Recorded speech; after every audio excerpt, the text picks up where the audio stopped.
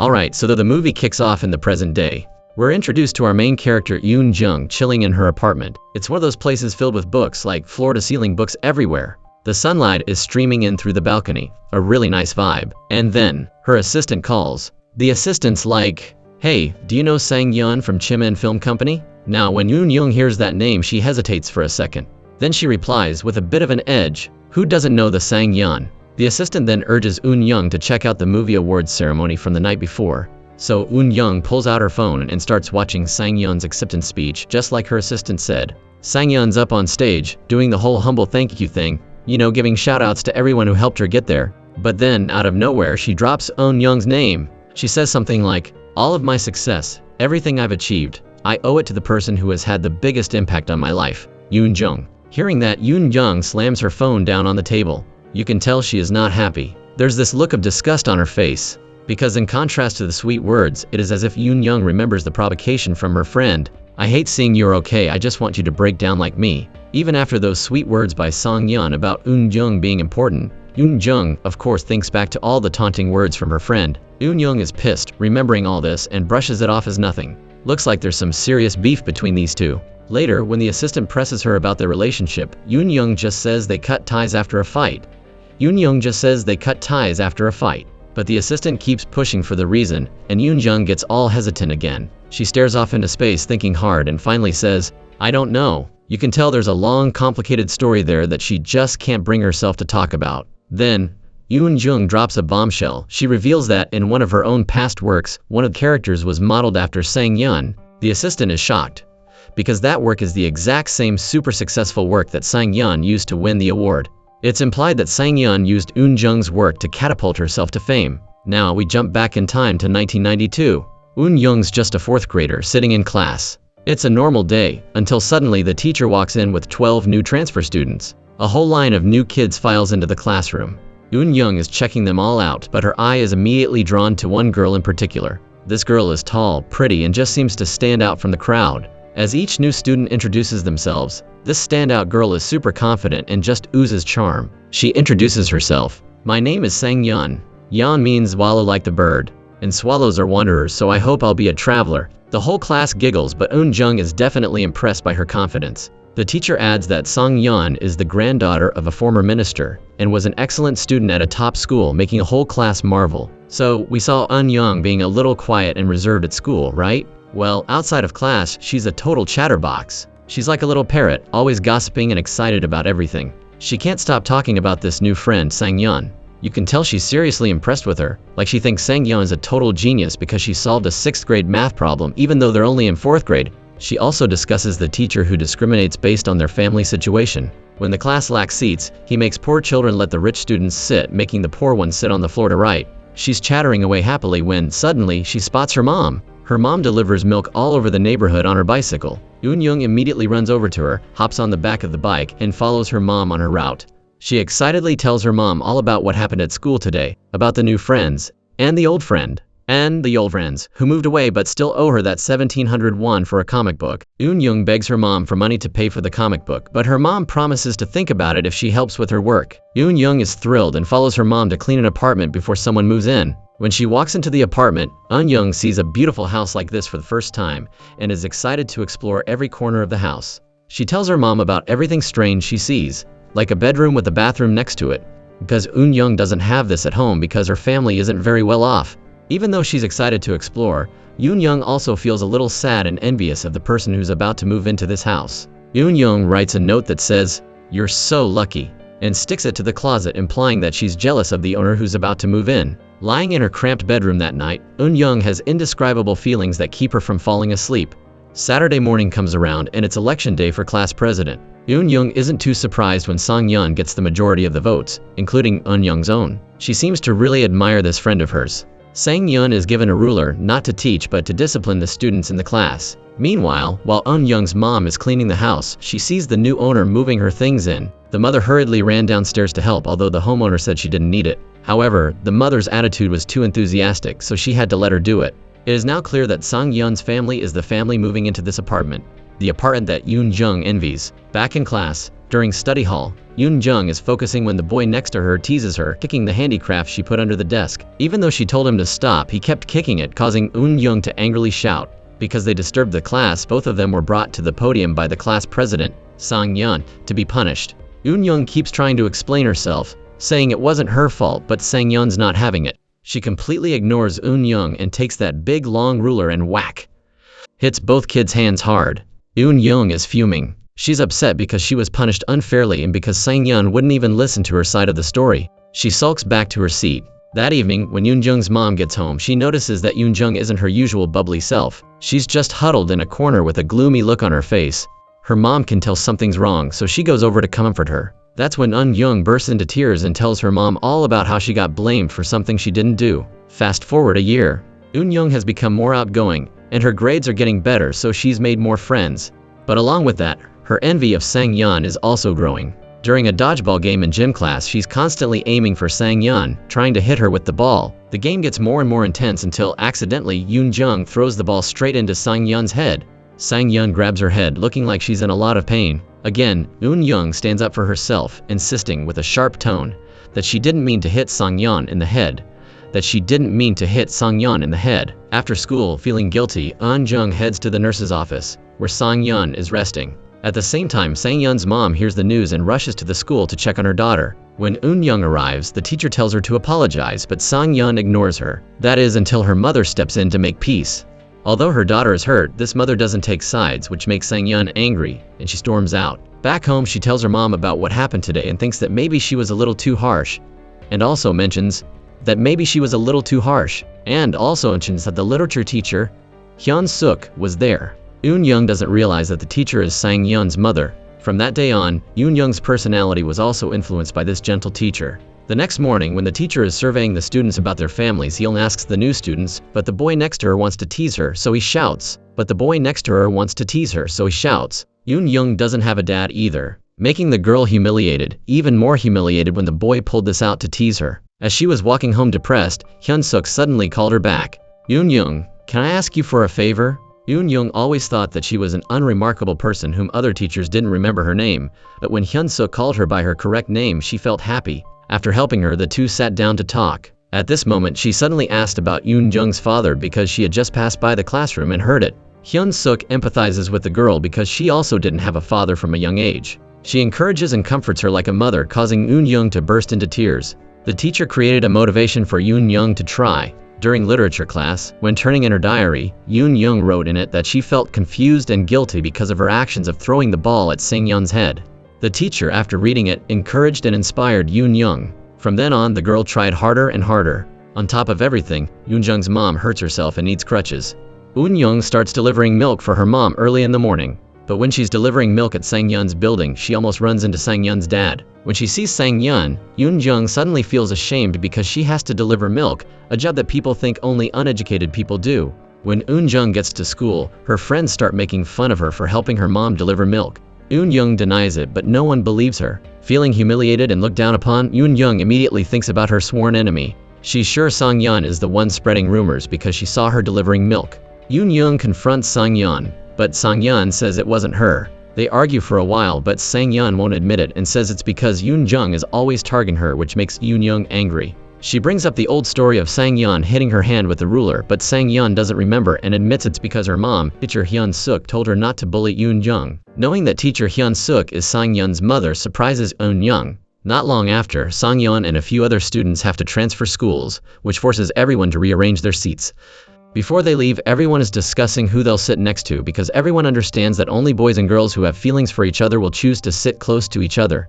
But when it's the hot boy's turn to choose his desk, the guy who makes many girls flutter, including Yoon Jung thinks that the boy will choose to sit with her because sitting with her will be comfortable, and for no other reason. But the girl gang that is crazy about this guy is making up stories that he sent Sang Yeon a love letter but still wants to sit with Yoon Jung. Even though she's caught up in the drama, Yoon Jung doesn't care and sneaks out. At the stairs, she runs into teacher Hyun Suk. Hyun Suk asks her to go home and get a stack of documents for her. When she enters the house to get the things, Yoon Jung feels that something is strange when looking at Sang Yeon's family photo. At this moment, Yoon Jung feels jealous and feels like Sang Yeon is someone she can't reach. While Eun Young is lost in thought and looking for the note that she stuck in the closet when she came to clean the house, Sang Yeon's older brother suddenly returns and is surprised to see a strange girl in the house.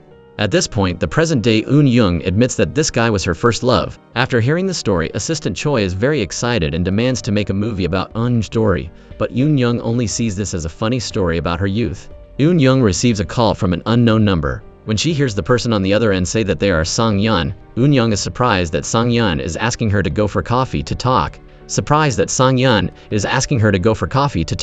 But when they meet, Eun Young shows her dislike of her friend. Sang Yeon is completely opposite to her with an enthusiastic attitude and immediately tells old stories of the two. Feeling like Sang Yeon is dragging things out and hinting at something, Eun Young cuts the chase, wanting her friend to get straight to the point. That's when Sang Yeon confesses, "I'm dying. I have terminal cancer, end stage." Eun Young is stunned and speechless. Sang Yeon continues, saying that there's one thing she wants to ask of Eun Young. She wants to be euthanized and needs her friend to help her with that. When Eun Young finally comes to her senses after that bombshell, she can't believe what she's hearing. So she asks Sang Yeon to repeat herself. But Sang Yeon is very confident that her decision is the right one. Eun Young feels both resentful and sorry for her friend because it's been 10 years since they last talked, but they're meeting again in such a terrible situation. Eun Young refuses Sang Yeon's request to be euthanized in a month and leaves. When she gets home, Eun Young can't accept this information and feels somewhat angry because her friend, whom she hasn't seen in 10 years, chose this meeting to say goodbye. Immediately after that, Eun Young goes to the library, not to find a book she likes, but to find a place to heal her soul. But then she accidentally notices the book, How to Cope with Cancer. Suddenly, Eun Young receives a call from a tax accountant. He asks to meet Eun Young to discuss some things. When she arrives, he keeps talking about the will that Sang Yeon left for her. It's a whole building, just sign and receive it. The value of the building is so large that the tax employee is very excited, but Eun Young feels very rude doing this. She refuses to accept it and goes straight to her friend's house in anger, regardless of the housekeeper who is stopping her. Sang Yeon's health is very poor, she can't meet. When she gets to the door, she only says words of reproach to her friend, but she can't do anything more. That evening, when Eun Young gets home, she falls into contemplation, not knowing why she's angry. Maybe it's because of the tax guy from earlier, or because Sang Yeon never shows her weak side. With those thoughts, Eun Young gathers stories from the past, patching them together and recounting them. Recalling her middle school years, in 7th grade, Eun Young was always a top student in the school. Even though she was in the top 10 in the entire school, higher than a lot of people, when she looked up, Sang Yeon always maintained first place in the entire school. Eun Young with a tone of envy. Her average score is always 100. She's not human. When she gets to the classroom, in contrast to the image of the two in elementary school, Eun Young is the one who is always surrounded by people talking, while Sang Yeon sits alone reading a book, not talking to anyone. After school, Eun Young happily goes home to her mother. At this time, her mother has opened a food stall in the market, but it's not much better. Standing in the corner, Eun Young hears the lender come to collect debts. Only after the lender leaves does Eun Young appear to greet her mother. Despite their difficult life, Eun Young's mom always welcomes her daughter with a smile. When she learns that her daughter is ranked 10th in the entire school, she is very happy and plans to reward Eun Young with a computer, as promised before. But after seeing her family's circumstances, Eun Young refuses and only asks her mother for an outfit for the performance. When they are rehearsing for the performance, an unexpected incident occurs. One of the girls, unfortunately, sprains her ankle while practicing dancing. Because she can't continue performing, Eun Young has to find someone to replace her, but when she asks in class, no one answers. While she's thinking about switching to another performance, Sang Yeon suddenly comes and agrees to participate. On the night of the performance, it seems like the performance will be rushed and not good due to the incident. But instead, Eun Young and Sang Yeon work together very well. The two make the performance more dynamic and attractive to viewers. After the performance, everyone gathers around Eun Young to take pictures together, while Sang Yeon is the opposite. She stands alone until Eun Young sees her and pulls her in to take pictures together. After this incident, it seems that the friendship between Eun Young and her friend becomes more closely knit, and Sang Yeon invites Eun Young to her house to play and keeps her to watch movies and have dinner. When they are in the room while watching a movie, Eun Young is also surprised by Sang Yeon's knowledge of films and movies. When Sang Yeon's mother arrives home, Eun Young also excitedly greets her former teacher. Hyun-suk is also surprised to see Eun Young here, and the two embrace warmly, laughing and talking happily, making Sang Yeon feel jealous in the corner. At dinner time, just as they sit down at the table, Sang Yeon's older brother also arrives home. While Sang Yeon and her mother are introducing Eun Young to her brother, he replies that he already knows and even reads Eun Young's name directly. Sang Yeon and her mother are surprised, and her friend asks, "How do you know her?" But Eun Young only replies that she will tell her later. After dinner, when Eun Young is about to leave, Hyun-suk asks Sang-hak to take his sister's friend home because it's dark. Although Yoon-young refuses, saying that she can go home on her own, Sang-hak still accompanies Yoon-young on the bus to take her home. When they get off the bus, there is only a short distance left, so Yoon-young says, "It's only a short distance from my house, so Sang-hak can go back." But Sang-hak remains silent and goes with her all the way home before he feels relieved. He doesn't know that she refuses to let him go all the way to her house for a reason. Yoon-young is insecure because her house is in a small alley and in a semi-basement next to the landlord's house. Sang-hak doesn't seem to pay attention to this. He even seems to like it and takes a picture of the road and praises it as beautiful. He doesn't know that this makes Yoon-young embarrassed about her circumstances. It wasn't until Yoon-young angrily said, "Sang-hak, go home. I said I can go by myself." When he realizes the problem, Sang-hak feels that his words were wrong, so he takes the initiative to apologize to Yoon-young. Both of them admit their mistakes and share the things they are most insecure about. Sang-hak shows Yoon-young the photo he took through the lens, making Yoon-young's alley look more beautiful than it actually is. Not long after, Sang-hak is accepted into Seoul National University and has his name posted on the honor board. Yoon-jung's mom said, "If you were tutored privately, maybe you would also be admitted to Seoul National University and make your mother happy, right?" It turns out that what Yoon-young's mother said was to be tutored by Sang-hak and study with her friend. Through the tutoring sessions, Sang-hak and Yoon-young seem to care about each other more. Even though it's just the lessons, Yoon-young always pays attention to the lecture that Sang-hak taught. Bai means bored, kwan means to look. It's a word that doesn't suit Yoon-young's situation. A girl who is always cheerful, but she always uses it because it was said by the guy she likes. Once when he was buying things, Sang-hak caught Yoon-young going with her friends and constantly saying, "I'm pessimistic," making him laugh. Then, in a tutoring session for the first time, Sang-hak asks Yoon-young something outside of the lecture. "What do you like the most?" Yoon-young naively replies. "A lot of things, starting with my mother, my teacher, and also the tutoring sessions." These naive words make Sang-hak very happy, telling the story during dinner that Yoon-young is very interesting, making Sang-yeon even more jealous. Once when Yoon-young was waiting for her friend to eat rice cakes, Sang-hak suddenly came to buy a new camera. He even shows her and tells a lot of stories that he finds interesting. The two happily chat about the topic of cameras. Sang-hak is very happy to have someone to talk to about cameras, so he promises Yoon-young that he will teach her how to take pictures. While the two are laughing and chatting, from afar, Sang-yeon witnesses everything and feels jealous of Yoon-young because Yoon-young is closer to her mother and brother than she is. So she feels that her mother hates her and turns to blame her. Her friend Sang-yeon angrily says to Yoon-young, "Sang-hak has a girlfriend. It's useless if you like him." Making the friendship between the two become distant again. Even during the tutoring sessions, both of them are silent, making Sang-hak not know what to do. Only when Yoon-young leaves does the mother turn around to scold Sang-yeon for her attitude when her friend is here, making Sang-yeon angrily say, "Then take Yoon-young home and make her your daughter." The next day, after arguing with her mother, Sang-yeon doesn't go to school and runs away from home. When Yoon-young hears this news from her friend, she immediately runs to find her friend in every corner of the city. Sang-yeon is now going to the markets and is being targeted by the girls on the street. While she is calling her friend for help, she unfortunately has all her money stolen by the girls. It is raining heavily, but Yoon-young, worried about her friend, runs in the rain to find her, until she finds her huddled under a bridge. Yoon-young sighs with relief, but still blurts out a scolding. "You're so ridiculous." After hearing her friend tell her everything, Yoon-young takes Sang-yeon to her mother's restaurant, showing off to her friend. "My mom's noodle soup is really delicious." But Sang-yeon doesn't eat because she doesn't have any money. Hearing that, Yoon-young and her mother laugh because they don't care about paying for this meal, as they value Sang-yeon so much. After hearing these words, Sang-yeon bursts into tears because she feels sorry for herself and is led home by Yoon-young. Yoon-young takes money out of her piggy bank to give her friend money to take a taxi home. But while the two are talking, there is a knock on the door. Yoon-young runs out to see Sang-yeon's mother anxiously looking for her daughter. The two friends make up at this time and talk to each other like before. The next day, when she goes to Sang-yeon's house to play, her friend tells her that her brother has broken up with his girlfriend and was forced by his father to join the military because he wanted to pursue photography, but his father didn't allow it and even beat Sang-hak. Hearing this, out of curiosity, the two take advantage of Sang-hak's absence and sneak into his room to secretly read his diary. After reading Sang-hak's diary about a girl named Yoon-jung can't sleep that night, she sits up and writes a letter with silly words but containing all her heart. The next day, when she goes to her friend's house to sleep, she takes advantage of his absence and puts the letter in his drawer. At night, while at her friend's house, Yoon-young can't sleep, so she goes outside and runs into Sang-hak. The two go to the living room to chat. Sang-hak is always bragging about his interests. Even though it's late, the two sit for a long time. He fulfills his promise to take pictures with her. Sang-hak suddenly takes a picture of Yoon-young. Yoon-young also takes a picture of him, and the two take a picture together that she will always remember. "I can't forget those 10 seconds with Sang-hak. He told me to adjust the shutter speed to 125, but I adjusted it to 60. Instead of 125, 60 is still longer. I just wanted to stay in the picture with him a little longer. After that, Sang-hak gives her the camera because he is about to enlist.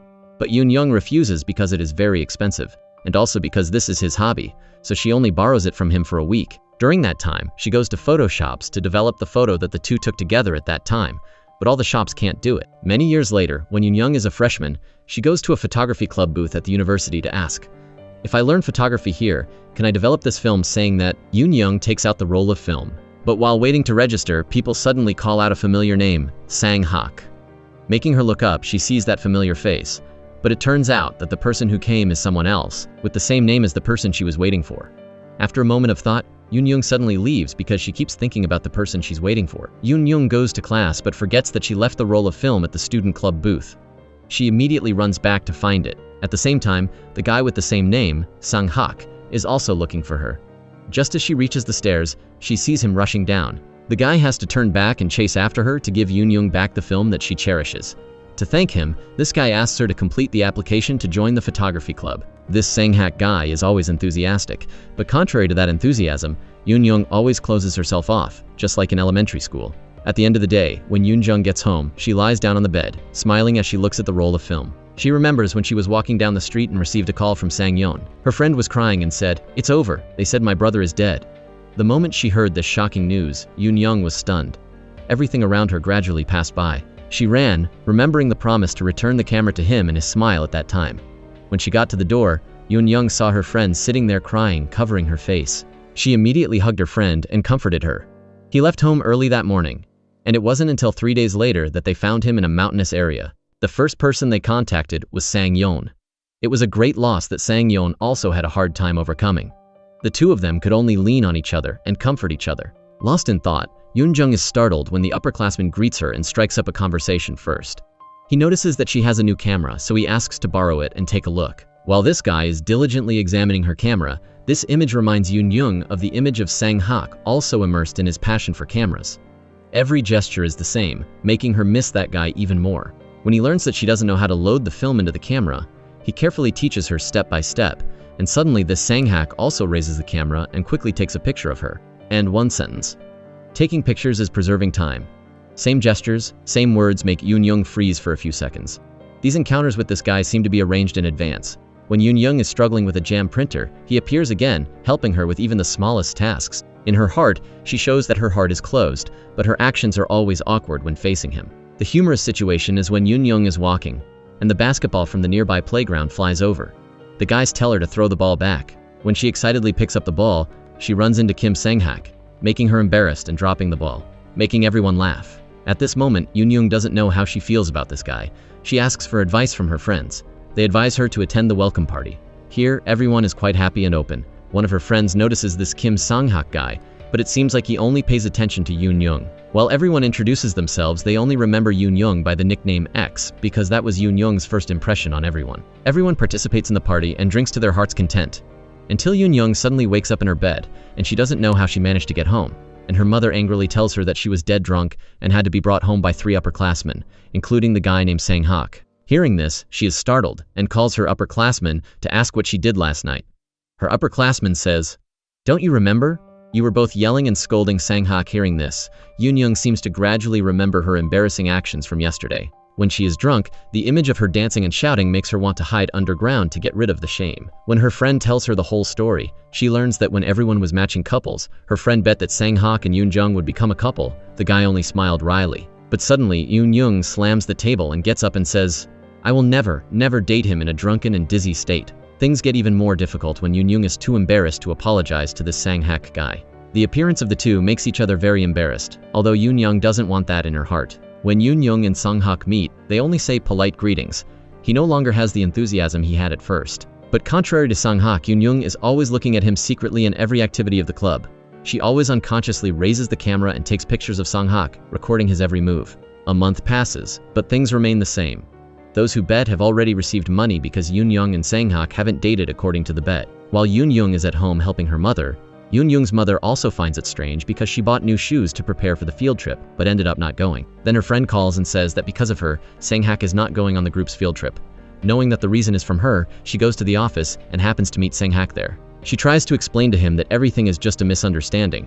While she was drunk, she doesn't remember what she said, but she doesn't hate you that much. She just doesn't like the name Song-hak. The person she used to like hearing this, Song-hak says, I don't have the same name as a jinxed guy. I have the same name as the person you like. Both of them have resolved all the misunderstandings in the story, and both know that the other also has feelings for them. He asks her, go tomorrow. Go if you come early. If you are late, I will give you a popsicle. Yoon-jung laughs at this cuteness. The next day she arrived very early just because of his promise, but she waited forever, but he didn't appear. Texting or calling, there is no reply, making her uneasy. Because before, it was also because of this smile that she last saw him. Her heart is filled with anxiety all the time, so when she sees him arrive and laughing there, it makes her uncomfortable, and she leaves. Sang-hak sees her, so he immediately chases after her because he thinks she wants the popsicle he promised. But things are not as simple as he thinks. Just as he catches up to Yoon-jung, she is in tears. She thinks he died like last time. Hearing this, Kim Sang-hak doesn't understand anything, and she bursts into tears because hearing the name Sang-hak makes her collapse. When the two calmly sit down and watch the sunset, he confesses to her, let's date. I like you. Yoon-jung hesitates for a moment and then confesses, me too. It seems like the answer is a refusal, but in the end it makes Sang-hak breathe a sigh of happiness. The two sit until people call their names. Then Sang-hak says, the result of the bet has changed, making everyone cheer and congratulate them. A year later, when the two are happily in Yoon-jung's mother's store, Sang-hak mentions a strange girl who wrote an application to join the photography club. It sounds both familiar and strange. Until the welcome party for the underclassmen, the familiar figure suddenly appears with the same introduction. Hello, my name is Cheon Sang-yeon, class of 202, Department of Science and Technology. The word yeon in my name means swallow. At this time, Yoon-jung is surprised because her friend is here. The two see each other and give a happy smile at the welcome party for the freshmen. After everyone has introduced themselves, the party takes place very happily, filled with laughter. After many years of losing contact, Yoon-jung and Sang-yeon meet again. The two are telling everyone about old memories of each other. At this time, a guy from the next table also comes over to interact with Sang-yeon. He introduces, I'm Sang-hak, Department of Business Administration, class of 2000. The two have met at the stall. Continuing, a classmate has a question about, why are Yoon-jung and Sang-yeon so close? How is it that they haven't met again? And the search is very easy. Yoon-jung turns to Sang-yeon and says, I was looking for you at first, didn't you look for me? Responding to her friend's words, Sang-yeon, with a slightly embarrassed face and smile, replied, I don't use those things. I never loved school anyway. The conversation and interaction between the freshmen and the upperclassmen continue very enthusiastically. When leaving, Sang-yeon says goodbye to everyone and returns to her part-time job. Yoon-jung on this side returns with her senior Sang-hak. On the way back, the two happily chat. It must be said that Yoon-jung is very happy to meet her old friend again. Yoon-jung also remembers the picture in Sang-hak's exhibition that day, making her feel like Sang-yeon. At this time, Sang-hak also wonders, why are you two so close and haven't ever told me? Yoon-jung's expression at this time is somewhat awkward, replying to Sang-hak, it's a long story and quite old, so I'll tell you later, because I can't talk about my life without mentioning Sang-yeon. Continuing, Sang-hak also flirted with Yoon-jung, and from now on you can't talk about your life without mentioning me. They both look at each other and laugh, happily saying goodbye to each other until they reach home. The next morning at school, Sang-yeon and Yoon-jung have a date to have lunch together. During the meal, the two chat and ask about their lives before they lost contact. Through the conversation, it is known that Sang-yeon's family went bankrupt and her parents divorced. After the incomplete marriage of her parents, Sang-yeon had to move elsewhere. On this side, Yoon-jung said that she is still in the area as before, only in a different alley, and her mother also opened a small rice cake shop. Just thinking that today's lunch will be fun and there will be many things to talk about, but in reality, there is an invisible distance between the two. Now, between the two old friends, there is nothing but awkwardness and embarrassment when talking to each other. Perhaps time has taken something away from these two childhood best friends. After lunch, the two leave together. Sang-yeon says goodbye to Yoon-jung, but there is something that Yoon-jung feels uncomfortable with in her heart, so she chases after Sang-yeon. Yoon-jung asks, why did you move away without telling me? Are you angry with me for something? Sang-yeon explained that she wasn't angry with Yoon-jung at all, but it was because her family went bankrupt. She had to follow her father to move away, like running away. And her father took her phone, so contacting Yoon-jung was impossible. The short conversation helps Yoon-jung remove the knot in her heart. Finally, she also invites Sang-yeon to her house to play. Yoon-jung's mother is also very happy and looks forward to the day to see Sang-yeon again. Asking Yoon-jung when Sang-yeon will come, Sang-yeon also promises to visit Yoon-jung's house on the nearest day when she has a day off from work. Saying that, the two say goodbye and return to their daily lives. At this time, Yoon-jung is participating in the photography activity of the club. When asked about Sang-yeon, Yoon-jung only knows that her friend is quite busy with her work, so she will not be able to participate in the activity. On Sang-yeon's side, to have money to cover her life, she has done many jobs. from receptionist, assistant cook, to serving at an internet cafe.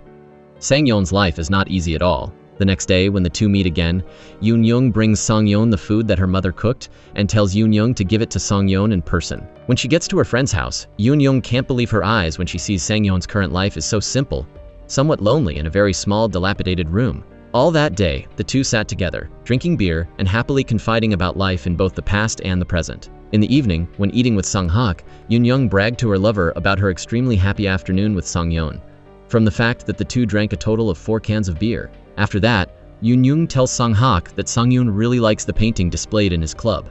Yoon-young also asks him for a separate picture to give to Sang-yeon. When he hears that someone likes the picture he took and is also his girlfriend's best friend, Sang-hak is very excited and readily agrees to develop a separate photo to give to Sang-yeon. With Sang-hak's agreement, Yoon-young also adds that Sang-yeon will be participating in his upcoming presentation. She bragged to Sang-yeon, "My boyfriend looks really cool when he leads the conference," and also wanted her friend to know how amazing her boyfriend is. At the presentation about the opposite painting, completely against Yoon-jung and Sang-hak's imagination, Sang-yeon will not attentively listen and observe. When she hears Sang-hak present, Sang-yeon refutes it continuously. She believes that the painting he is presenting has a somewhat sentimental direction. Her rebuttals not only shocked Sang-hak but also everyone in the room. After today, Sang-hak probably has to find a big hole to crawl into to avoid embarrassment.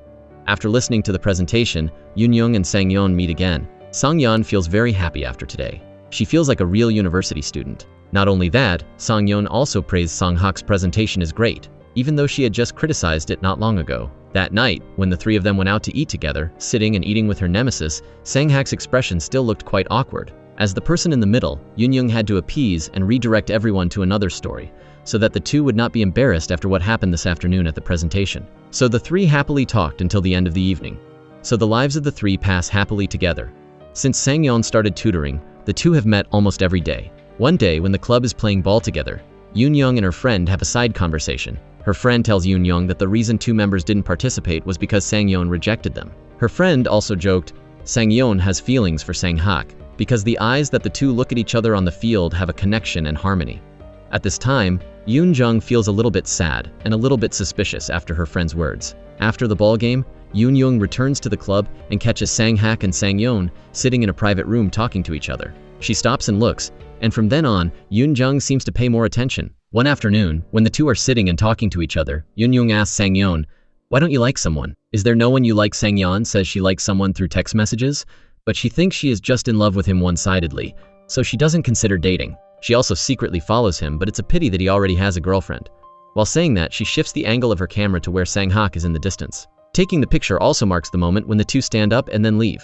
After that photography session, Sang-yeon stayed up all night developing photos. She also invited her best friend to watch together and asked her to choose the best ones. Standing in front of Sang-yeon's works, Yoon-young feels like she's being left behind, never able to beat Sang-yeon. The photo that Sang-yeon took of everyone in the club, including Sang-hak, was praised for its unique style from color to lines, causing Yoon-young to sit alone in her room, in self-doubt and sadness. When she leaves, Yoon-young's face shows clear sadness. Sang-hak asks, "Why didn't you show everyone the photos Yoon-young developed?" But Yoon-young doesn't want to show them and refuses, saying she will choose another one. Feeling abnormal in Yoon-young's mood, Sang-hak tries to ask, comfort Yoon-young. But because she is in a depressed and sad mood, Yoon-young raises her voice at Sang-hak. Yoon-young, with teary eyes, shouts, "Yours is yours, not mine. My photos are good, but I don't think they are enough." After saying that, she turns away with an unstable mood. Returning home, waking up after a sleep to stabilize her mood, she receives a message from Sang-hak. Knowing she has been sulking for no reason, she quickly sends back a sorry message and leaves the house. Surprisingly, Sang-hak has been waiting downstairs without her knowing. A subtle way to comfort and make up with the handsome senior. Meeting each other, the two embrace, and Sang-hak has prepared everything for the two to go cheer for football. The atmosphere is very lively, and everyone is cheering for their team with extreme excitement. Somewhere in a corner, Yoon-young sees her friend sitting listlessly, not cheering, with an emotionless face. Not letting her friend sit alone, Yoon-young comes to Sang-yeon's side and asks how she is feeling. The two sit down and talk, confiding in each other for a long time. At this time, Sang-hak comes and calls Yoon-young back. She says goodbye to her friend by scolding, "Sang-yeon, it's all your fault." Oh, so annoyed, and smiles and turns away. The next morning, Yoon-young wakes up and checks her savings. She breaks the piggy bank, sells books, pawns her bicycle, and asks her mother for more money. All the things she does are for Sang-yeon, and she wants to live alone with Sang-yeon. After successfully convincing her mother and getting the money she just sold her things for, Yoon-young goes to see Sang-yeon. The two discuss living together. Sang-yeon doesn't seem very interested, but seeing that her friend seems interested, she can't bear to refuse. After discussing everything, Yun-young invites Sang-yeon to travel with the club because this is the last trip that Sang-hak will be on as he is about to enlist. Hearing the news, Sang-yeon holds back and agrees to participate. On the day of the trip, the three had a fun time, playing together happily. When they were tired from playing, the two female friends sat on the beach. The conversation between the two girls mentioned Sang-yeon's mother. When her mother was mentioned, Sang-yeon changed her expression and seemed to feel not very happy. After a phone call from Yoon-young and Sang-yeon's mother, she decides to take Yoon-young and Sang-hak home to meet her mother. Arriving at her mother's house, Sang-yeon introduces everyone to her mother. Among them, Yoon-young is no stranger. When she meets her favorite student again, she feels very moved, along with the appearance of a guy with the exact same name as her lost son, making her stunned for a moment. She invites everyone into the house and makes plum tea for the three to drink together. At that time, Sang-yeon asked Sang-hak, "Are you close to your mother? My mother and my brother used to be very close. Perhaps the person my mother loves the most is my brother." A seemingly normal sentence, but it makes Sang-yeon's mother feel a beat in her heart. After everyone leaves, Yoon-young is asked to stay for a while to give her the old letter that she sent to her lost son. Holding the letter in her hand, Yoon-young can't help but feel moved as she leaves. Coincidentally, the image of the two standing and looking at each other catches her eye. Although there is a distance, the eyes are something that cannot be hidden. After leaving Sang-yeon's mother's house, the three take a taxi back to where the club is organizing a meal. Sang-hak lingers and invites Yoon-young to go to the beach to chat for a while. Holding in her hand the letter that Yoon-young wrote to Sang-yeon's brother when she was young, Sang-hak feels very cute after reading it. Coincidentally passing by, Yoon-young also tells Sang-hak about her story in the past. In the past, Sang-yeon's brother said he would teach Yoon-young how to use a camera. Thinking back, Yoon-young thought, she was so stupid to take the four-leaf clover of her deceased father to give to Sang-yeon's brother. As she said that, she burst into tears and was hugged by Sang-hak to comfort her. After the private conversation, the two return to the club to have dinner with everyone. The next morning, the two girls begin their move and live together.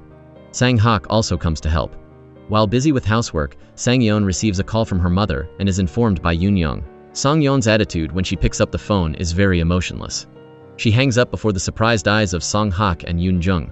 The two are looking at each other blankly when suddenly three members of the club come and dispel the heavy atmosphere here. They come to help make the cleaning and arrangement work faster, and also have a housewarming party for Yoon-young's new house that evening. The next morning, Sang-hak picks up Yoon-young by car. Yoon-young and Sang-hak offer to invite Sang-yeon to come along for the convenience of going to school, but Sang-yeon refuses and goes by herself, leaving private space for the two. On the way to school, Yoon-jung recounted that Sang-yeon had asked her if she wanted her to leave the house. Sang-hak was suddenly surprised and laughed, finding this girl's thoughts very interesting. Yoon-young also tells Sang-hak the story that Sang-yeon used to chat and have a crush on someone online. She also asks him if he has ever been like Sang-yeon, and the answer she gets is no. The two young couples, Yoon-young and Sang-hak, are at the tourist spot. The two are happily enjoying the last days together before Sang-hak enlists. They stroll across streams, bike and play together, looking extremely happy.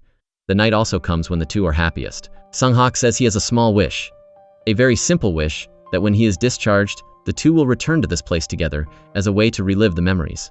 After saying that, Sang-hak gives Yoon-young's first kiss. The enlistment day also comes. Sang-hak hugs Yoon-jung one last time and promises to contact her often.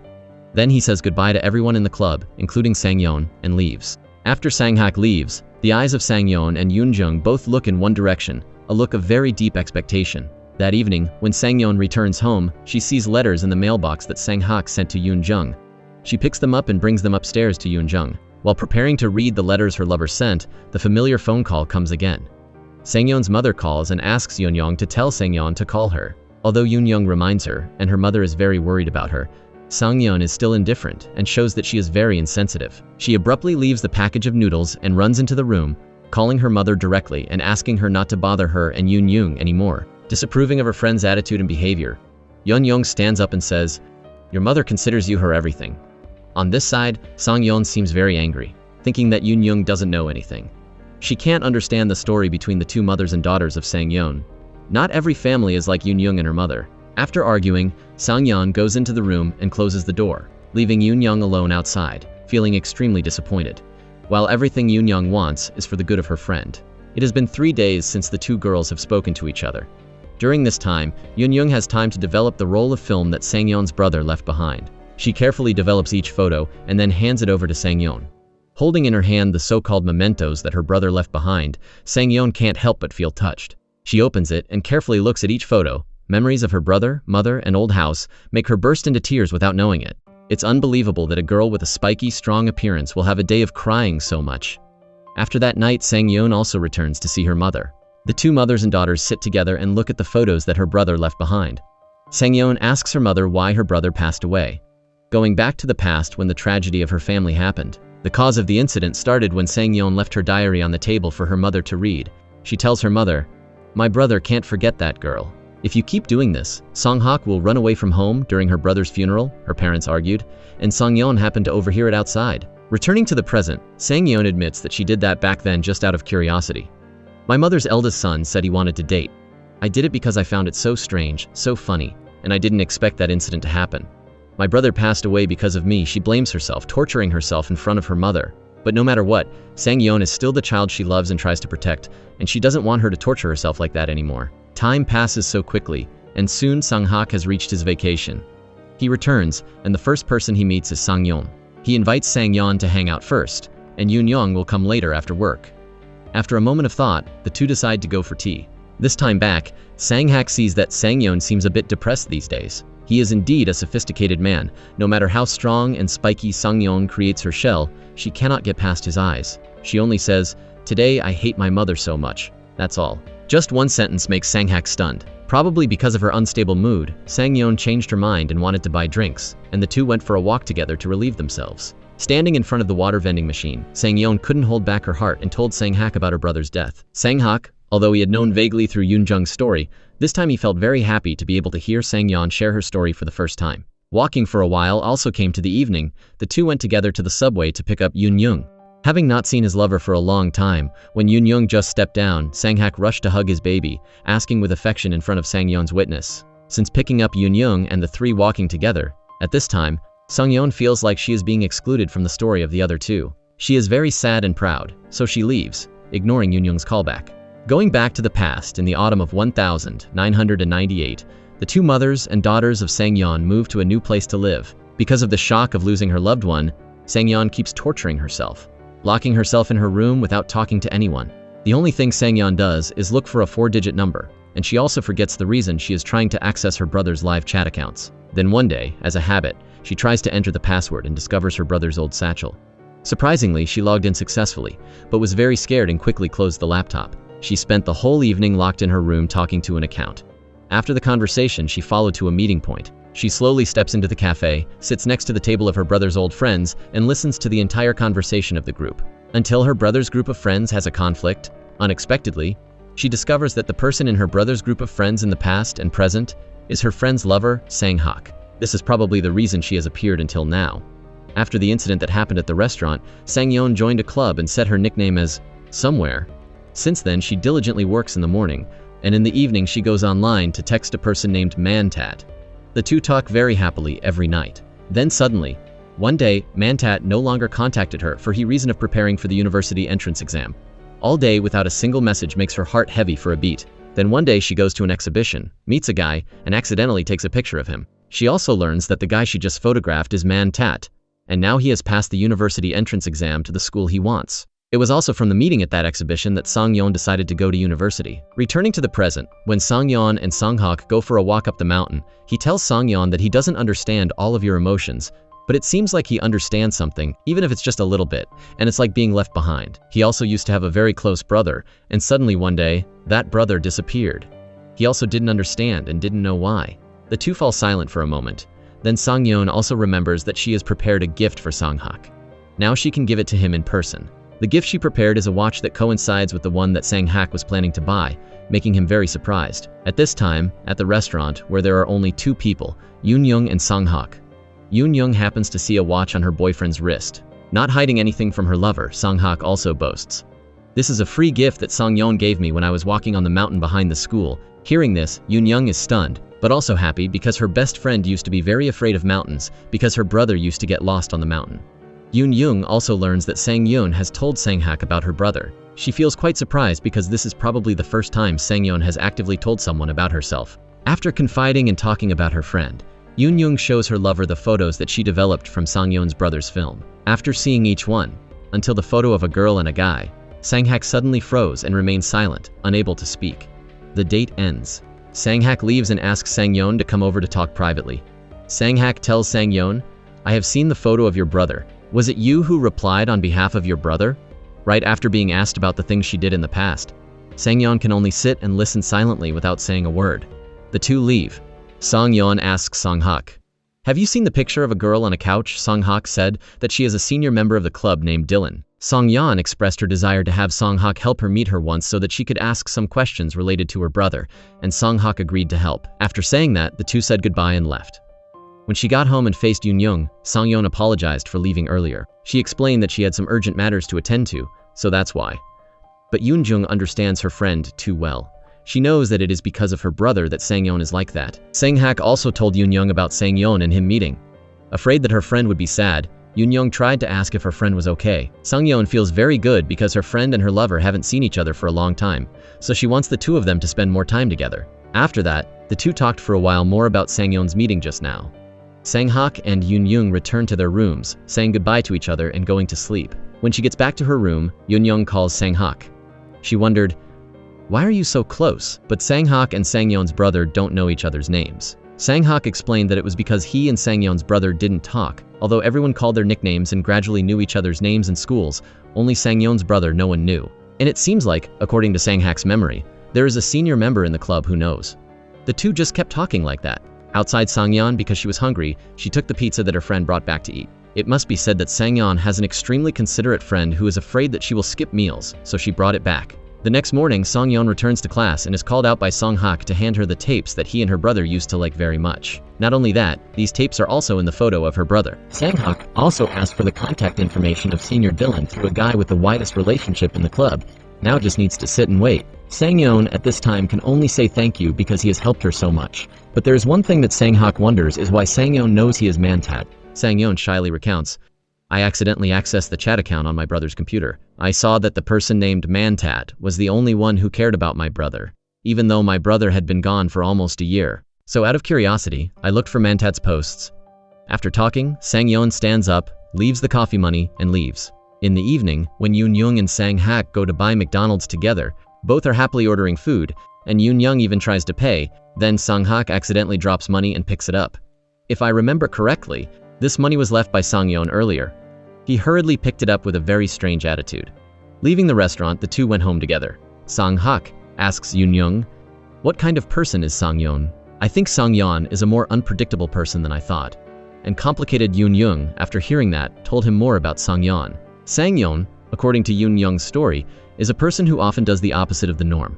The harder the thing, the more she pretends not to care, completely different from Yoon-young. The next morning, when Yoon-young returned home, Sang-yeon left the house.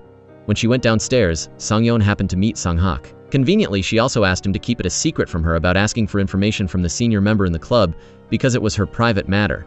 Until she knows why her brother did that, she doesn't want anyone to know, including Yoon-young. Before returning to the camp, Sang-yeon had a meeting and hung out privately with Sang-hak, and a senior member who was mentioned when Sang-hak asked for information about Dylan. The three had a meeting, talked, and drank very happily. When leaving, Sang-hak told Sang-yeon, "There are a few photos of him at my house. Do you want me to bring them?" Sang-yeon nodded repeatedly with great interest because she liked everything related to her brother. After saying that, the two walked together to see each other home. On the way, the two talked a lot about things from heaven to earth, to the childhood of the two Sang-yeon siblings. The two talked so engrossedly from station to station that they forgot about the train. Because the conversation was going well, Sang-hak and Sang-yeon decided to walk home together.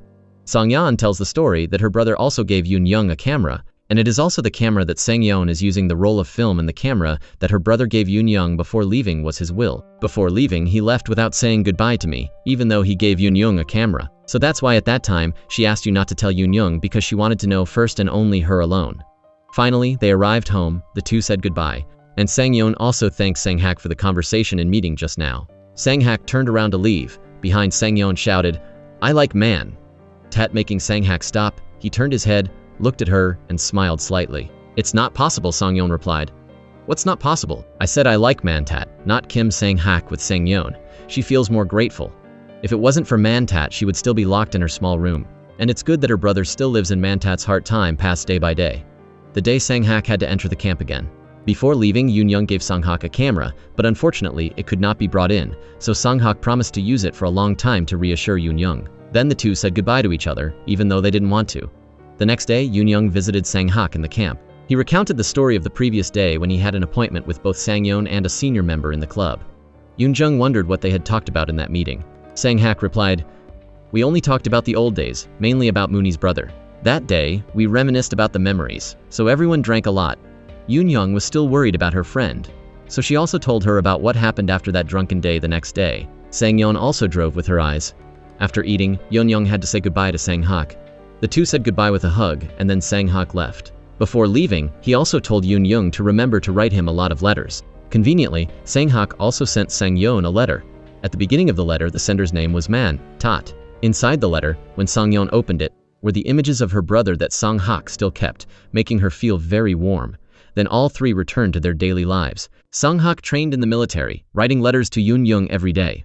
Yoon-jung focused on her studies. The biggest difference is probably Sang-yeon, who now has a dating partner, also quite handsome, but it seems like Sang-yeon doesn't like him very much, but still dates him.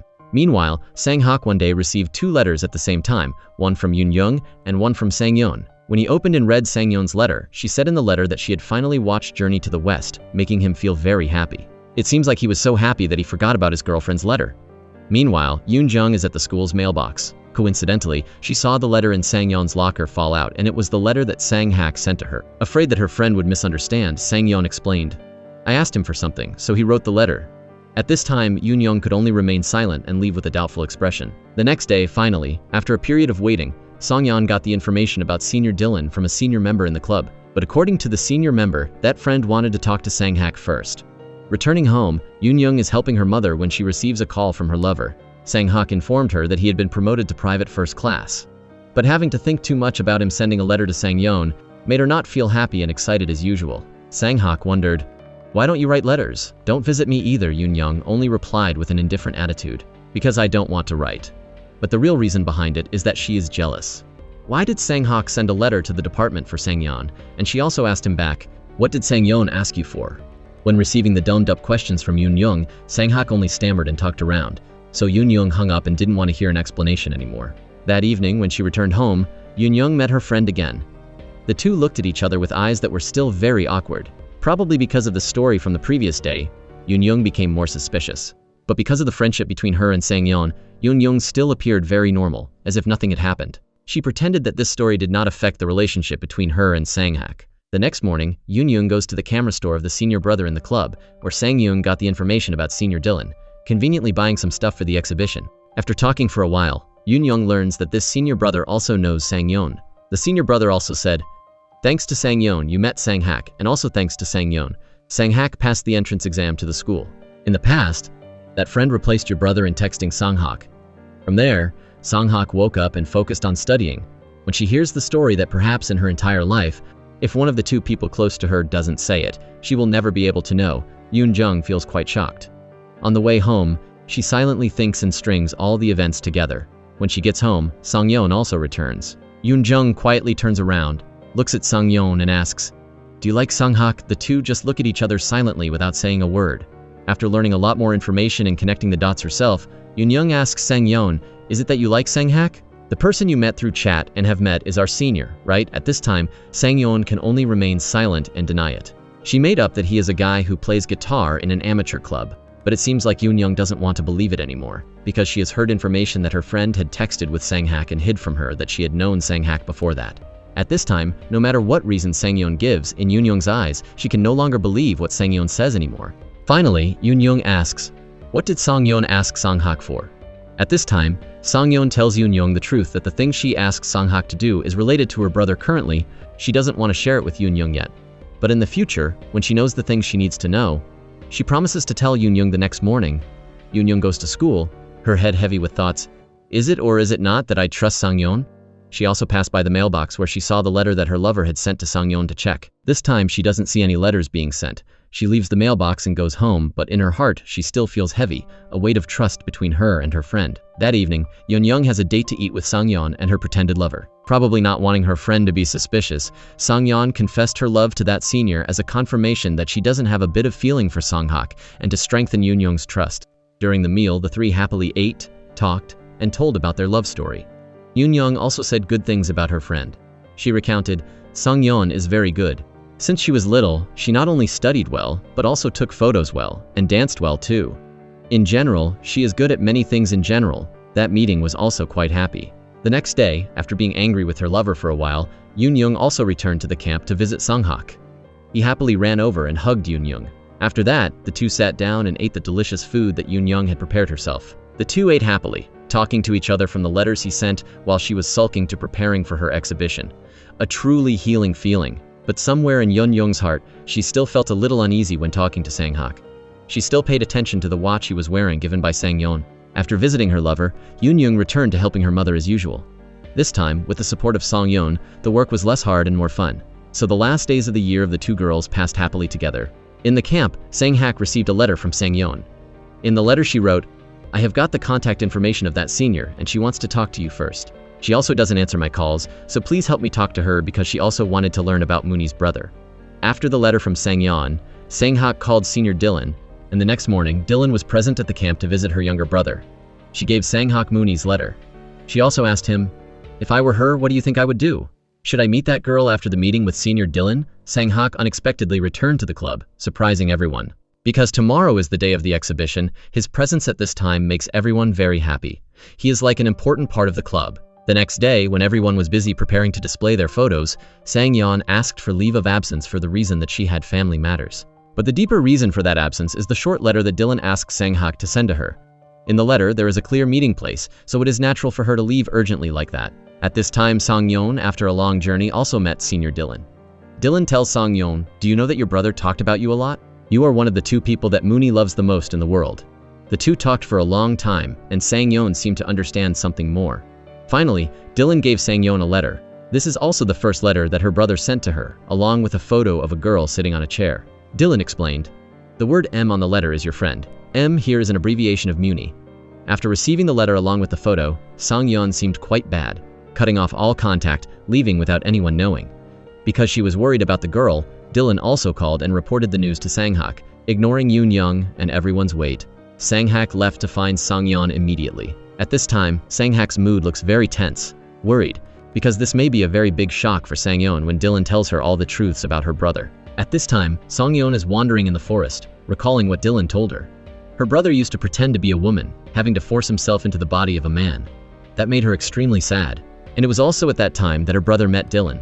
That day, Dylan not only became his friend, but also gave him a world where he could exist. A truly sad story that Sang-yeon, after hearing it, could only hug her brother's photo and burst into tears. Fortunately, Sang-hak found her and took her home.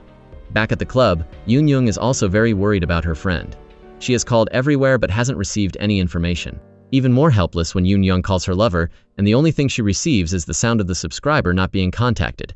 Our two girls look so pitiful. One side is worried, caring to the point of feeling sad, and the other side, who has just learned the truth, is enduring a very painful shock. After picking up Sang-yeon, Sang-hak took her to eat to keep her healthy. After that, the two sat next to each other, confiding, looking up at the sky, watching the stars. She tells Sang-hak, "There have been so many signs of my brother that I really can't believe. In the past, he really liked playing with dolls, but my dad ignored it and made him play soccer, saying that sons have to grow up among sons, sweating a lot. If my brother Noisy told not to go, he would be beaten by my dad."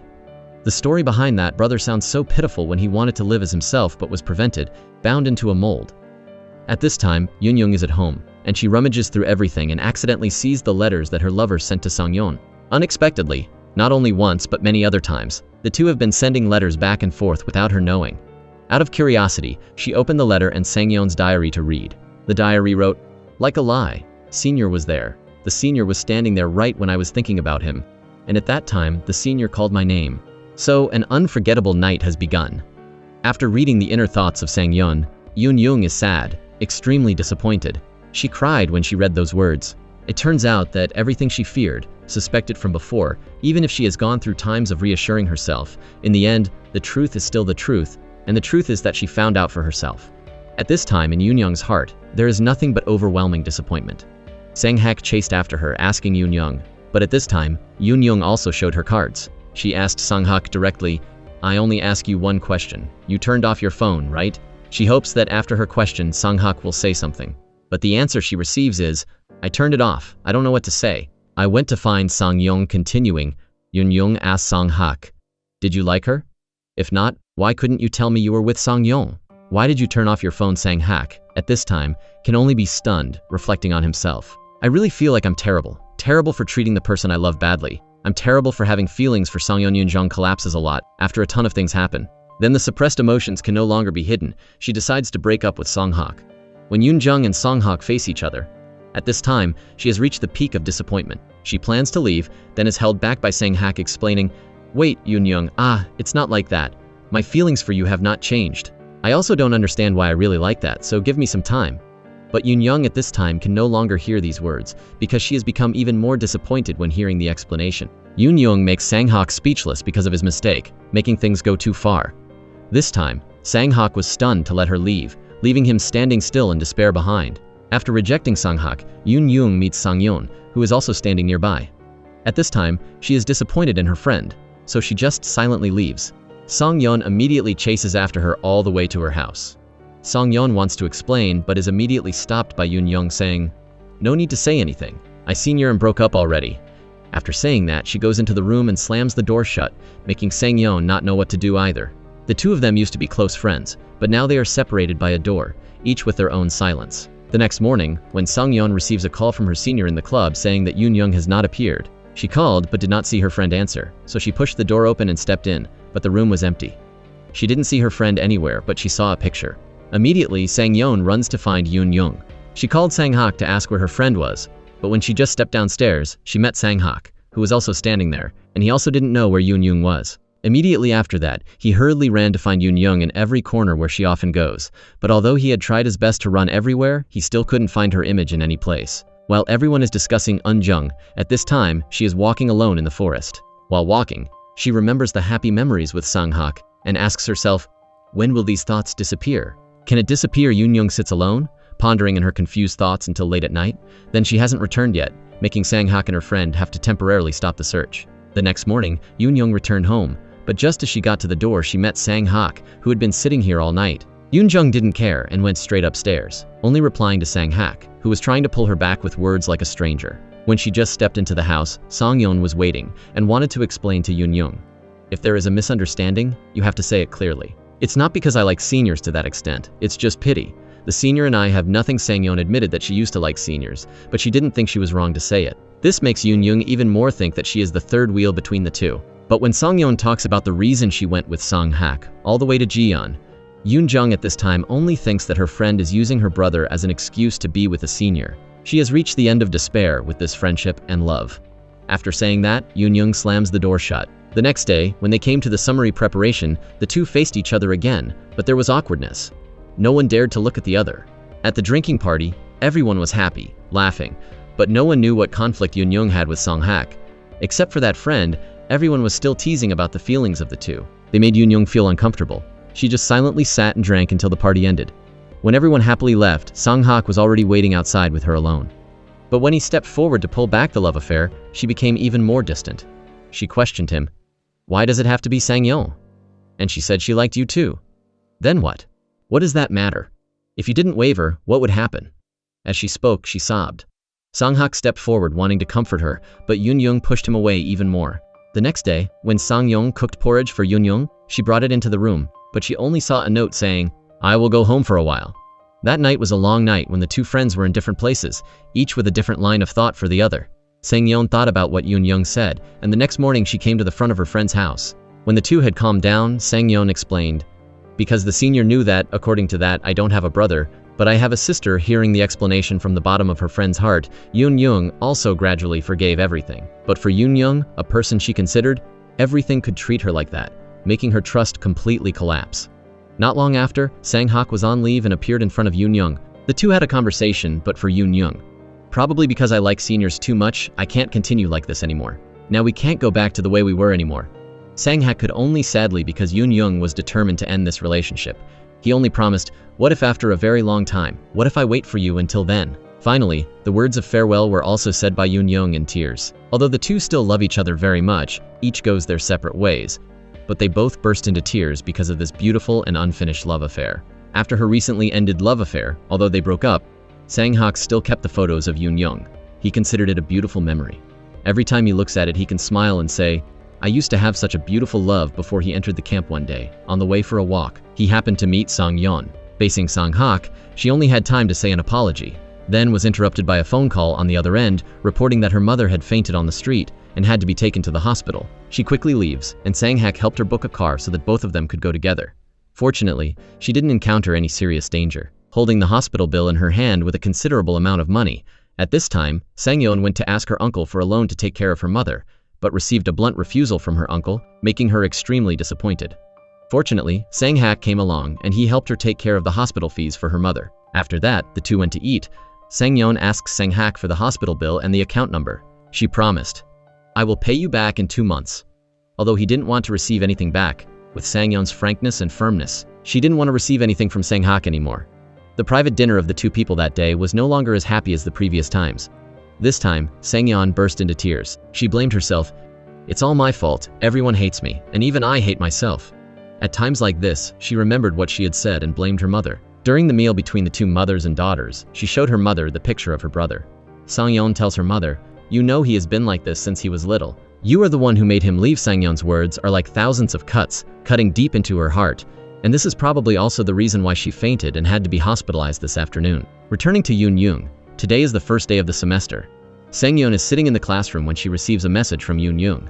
Yoon-young asked her if she was coming home tonight. Sang-yeon, after reading, only viewed and did not reply. That afternoon, she returned to the shared house between her and Yoon-young. Seeing her friends still happy, loving life, and watering plants made her very happy. During the meal, the two talked to each other. Yoon-young said, "I'm going to take a leave of absence. I'm not ready to meet everyone either. Also, I plan to learn English to prepare for applying for a job at this time." It seems like Sang-yeon still feels awkward with her friend. She suggested to Yoon-young that she find a house to live alone. Feeling the awkwardness along with the current distance between the two, Yoon-young asked Sang-yeon, "Even though we are still awkward with each other, are you not planning to meet me anymore?" Afraid that her friend would think too much, Sang-yeon said no. Want her friend to pay for herself from before until now, she has only received from Yoon-jung, so she must feel very sorry about that. But Yoon-young said back to Sang-yeon, "What have you received?" In the past, when we rented comic books, bought rice cakes, and played games, who was the one who paid? It must be said that Yoon-young values this friendship very much, both in the past and in the present. What she wants is for the two can help each other no matter what difficult situation they are in. The next morning, Yoon-jung goes to school to apply for a leave of absence and meets a friend who used to talk to her a lot in the club. Her friend is very shocked when Yoon-jung decides to take a leave of absence. Then her friend also couldn't believe the beautiful love story between Yoon-young and Sang-hak. The couple that she used to admire had to break up. Her friend tried to hold Yoon-young back, but that was impossible. To comfort her friend, Yoon-young said, "We will still meet normally, so you don't need to be sad." After returning from school, Yoon-young has also finished packing her things. At the same time, Sang-yeon also returns. Sang-yeon's phone notifies her that she has received a sum of money from her tutoring. Not only that, Yoon-young, after moving out, also sent her an extra amount. With an independent personality, not wanting to receive help from anyone, Sang-yeon picks up the phone, planning to transfer it back to Yoon-young, when something makes her stop. At the same time, the hospital calls to inform her that she has to come to the hospital urgently. In the hospital, the doctor informed her about her mother's condition. Her mother's disease was diagnosed as cancer that has metastasized to the bones, lungs, and brain. The most important thing at this time is to reduce the pain for her mother by controlling the level of pain. When she hears this shocking diagnosis, Sang-yeon looks very devastated, feeling extremely sorry for her mother. Although she is in a lot of pain but not wanting her daughter to worry, she still only says, "I'm fine." Seeing her daughter cry, she doesn't know what to do. In the moment she is weakest, needs someone by her side the most, she picks up the phone and calls Yoon-young. At this time, Yoon-young is going to see a movie alone, so she can't hear. The sadness keeps rushing to her, making the young girl burst into tears in the night. The next morning, when Yoon-young wakes up, she receives a message from Sang-yeon. Sang-yeon has asked her to meet and talk privately at a cafe. Sang-yeon has sent the money back to Yoon-young and announced that she has moved out of the house. After talking for a while with each other, Yoon-young doesn't want to take back the money and gives it to her friend to use because she knows her friend is in a lot of trouble. But it seems like Sang-yeon is misunderstanding Yoon-young's intention. She thinks that Yoon-young is deliberately doing this just to pretend to be a good person and to heal her wounds. Finally, Sang-yeon doesn't want to meet Yoon-young for anything anymore. She stands up and leaves before Yoon-young's surprise. After leaving the cafe, Sang-yeon throws herself into work. Yoon-jung is not doing any better either. When the time to find her friend was not long, but now the two have to endure the scene of cutting off contact again, making Yoon-jung's mood extremely sad. When she received the money that Sang-yeon paid her back, she chased after her friend, but it was too late. The two quietly look at each other and pass by, without turning back once. One morning, Song-yeon rings the doorbell of Yoon-jung's house with a pile of things in her suitcase. Yoon-jung comes to open the door, but doesn't understand what her friend is doing here with this pile of things. But Sang-yeon calmly asks her friend to help her carry the pile of things in. "I have cancer and I don't have enough strength to pull it." Yoon-jung was surprised and asked back, "What are you doing here?" Her friend calmly replies that she will be staying here for 3 days, and if you chase me, I won't go anywhere. Then she pulls the suitcase into the house. She appears so comfortable and casual to the point that it makes Yoon-jung uncomfortable and want to chase her away immediately. But Sang-yeon immediately replies, "Then you ask why you bother people but don't want them to see you in pain." After saying that, she casually reclines on the sofa, making Yoon-jung speechless. On the outside, she always seems to dislike her friend openly, but when she sees that Sang-yeon needs to take medicine and eat well, Yoon-jung can't bear to let Sang-yeon have to do it alone. After taking the medicine, Sang-yeon said that she needed to sleep, so she casually arranged her sleeping place on the sofa. A moment later, Yoon-jung took her friend to the bedroom with the reason, "I'm letting you sleep here not because of you, but so that I can focus." Going back to the time 2 years ago, when she met Sang-yeon again, Yoon-jung was still very happy and energetic. When she comes to the company, everyone is still happily greeting and teasing each other. In the morning, when someone asked about Yu-chan, Yoon-jung immediately said, "He is on leave because his mother is having surgery," PD Choi asked. "How does PD Yoon-jung know everything about Yu-chan?" Yoon-jung only smiled and replied, "I also know everything about PD Choi," making him laugh awkwardly. After completing work at the office, Yoon-jung goes to meet the director to discuss the cooperation plan. While Yoon-jung and the director are discussing, the director suddenly gives a name suggestion for cooperation. "What about art director Kim Sang-hak?" Hearing this name, Yoon-jung paused for a beat. Because he is her ex-boyfriend, she doesn't want to cooperate very much. Yoon-jung constantly finds reasons to avoid having to cooperate with her ex-lover. But because this director is very enthusiastic, she said she would contact him later when she gets back. On the way home, we can clearly see the tangled thoughts appearing on Yoon-jung's face. When she meets the team leader again, she asks for his opinion about cooperating with Sang-hak. Although Yoon-jung is reluctant to cooperate, she still always covers for Sang-hak about his successful projects to the boss. When calling to arrange a meeting with Sang-hak, Yoon-jung hesitates even though she knows every number on his phone by heart. She takes the determination to pick up the phone and call, greeting professionally. "Yes, hello, image director Kim Sang-hak." But before finishing the sentence, the person on the other end just heard and recognized her voice, making her hesitate and ask, "How have you been lately?" The next day, when she came to the appointment as scheduled, the two met on the street. In their eyes, there is still lingering. Yoon-jung broke this awkwardness by actively working like a stranger, a professional, not letting old feelings interfere. But for this effort to appear cold, Sang-hak always has familiar questions. "How is your mother? Is she still healthy?" Yoon-jung only replies simply, "She's still healthy." Sang-hak always says familiar words when the two were still dating. "You're being too polite."